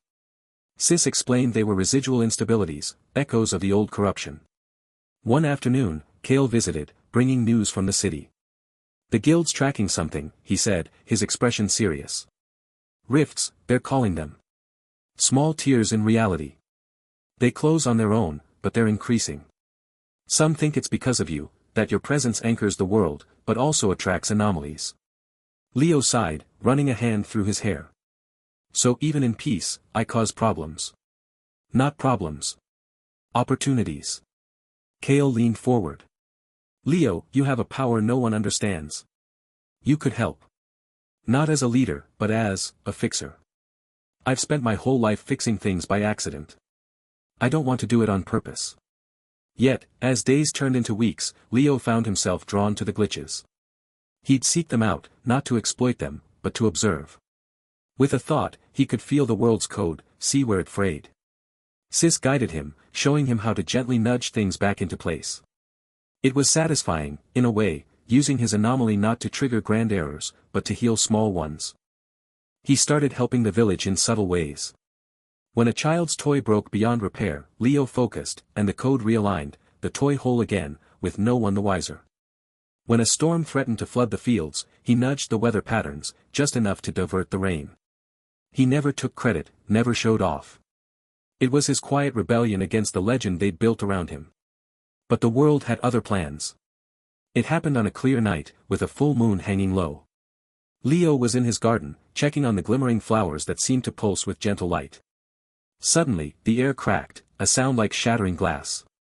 A rift tore open in the middle of his yard, not the small shimmer he'd seen before, but a gaping wound in reality. Through it, he saw not another part of his world, but a different dimension entirely, a cityscape under a red sky, buildings crumbling, monstrous shadows moving in the streets. The code here was chaotic, bleeding corruption. Sis's voice rang urgent in his mind. Leo, this is a cross-dimensional anomaly. Stability is compromised. Before Leo could react, a figure stumbled through the rift, a woman in tattered robes, her face etched with desperation. She fell to her knees, gasping. Her eyes locked on Leo, widening in recognition. You're him, she whispered, her voice strained. The god of glitches. Our system is failing, worse than yours ever was. It's consuming everything. Please, you have to help. Leo froze, his heart pounding. This was it, the choice he'd feared. The quiet life he'd built, shattered by another world's plea. Kale came running from the village, others following. They gathered at the edge of the garden, staring at the rift, at the woman, at Leo. Their faces held awe, but also a question. Leo? Kale asked, his hand on his sword hilt. What is this? The woman struggled to her feet. My name is Alara. My world, it's dying. Our system is sentient, like yours was, but it's turned malignant. It's rewriting reality into a nightmare. We heard stories, of a world reset, of a being who mastered glitches. We've been searching for you across dimensions. Leo looked at the rift, at the bleeding code, at the hope in Alara's eyes. He felt the power within him, not the false divinity of before, but something real, tempered by his journey. He could close the rift, send her back, return to his quiet life. Or he could step through, into another apocalypse. Sis whispered, this is an anomaly of significant scale, Leo. Your skills are uniquely suited to address it. But the risk, it could unravel what we've built here. Alara took a step forward, her voice breaking. Please. We have no one else. Leo closed his eyes, breathing deeply. He thought of the dungeon where he'd first glitched, of the demon lord, of the void, of the final battle. He'd never chosen any of it, he'd stumbled, fallen, failed upward. But here, now, the choice was his. He opened his eyes, meeting Kale's gaze. I have to go. Kale nodded slowly, a sad smile touching his lips. I figured you would. That's who you are, Leo. Not a god, not a weakling. Just someone who helps. Leo turned to Alara. How do we get there? Through the rift. But it's unstable, it might not hold for long. Leo approached the tear in reality. The code here was frantic, screaming in error. He reached out, not with fear, but with understanding. His hands glowed faintly, not with grand power, but with precise control. He could feel the glitches, could see how to stabilize the passage. Sis, can you maintain this side, he thought. I can anchor it, but you must hurry. And Leo, be careful. That system is corrupted beyond what I was. It may see you as a threat. Leo took a deep breath, then stepped toward the rift. He glanced back once, at Kale, at the village, at the quiet world he'd chosen but couldn't keep. Then he crossed the threshold, Alara at his side. The last thing he heard was Kale's voice, calling after him. Come back, god of glitches. We'll be here. And then the world shifted, the garden vanishing, replaced by the red sky and crumbling city. The rift sealed behind him with a soft pop, leaving him in another reality's ruin. Alara pointed to a towering structure in the distance, pulsing with sickly light. That's the core. That's where it's dying. Leo felt it immediately, the corruption here was deeper, older. The system wasn't just failing, it was rotting. And it knew he was here. In the distance, a monstrous shape turned, its form glitching between a dragon and a storm cloud, and let out a roar that shook the ground. Sissa's voice was a steady anchor in his mind. Reality integrity at 42%. Anomalies detected everywhere. Leo, this will be harder than last time. Leo smiled, a small, determined curve of his lips. He wasn't the weakest mage anymore. He wasn't a god. He was Leo, the anomaly who'd reset a world. And he had work to do. He took a step forward, toward the glowing core, toward the heart of another system's failure. The air crackled with errors, but this time, he didn't stumble. This time, he walked.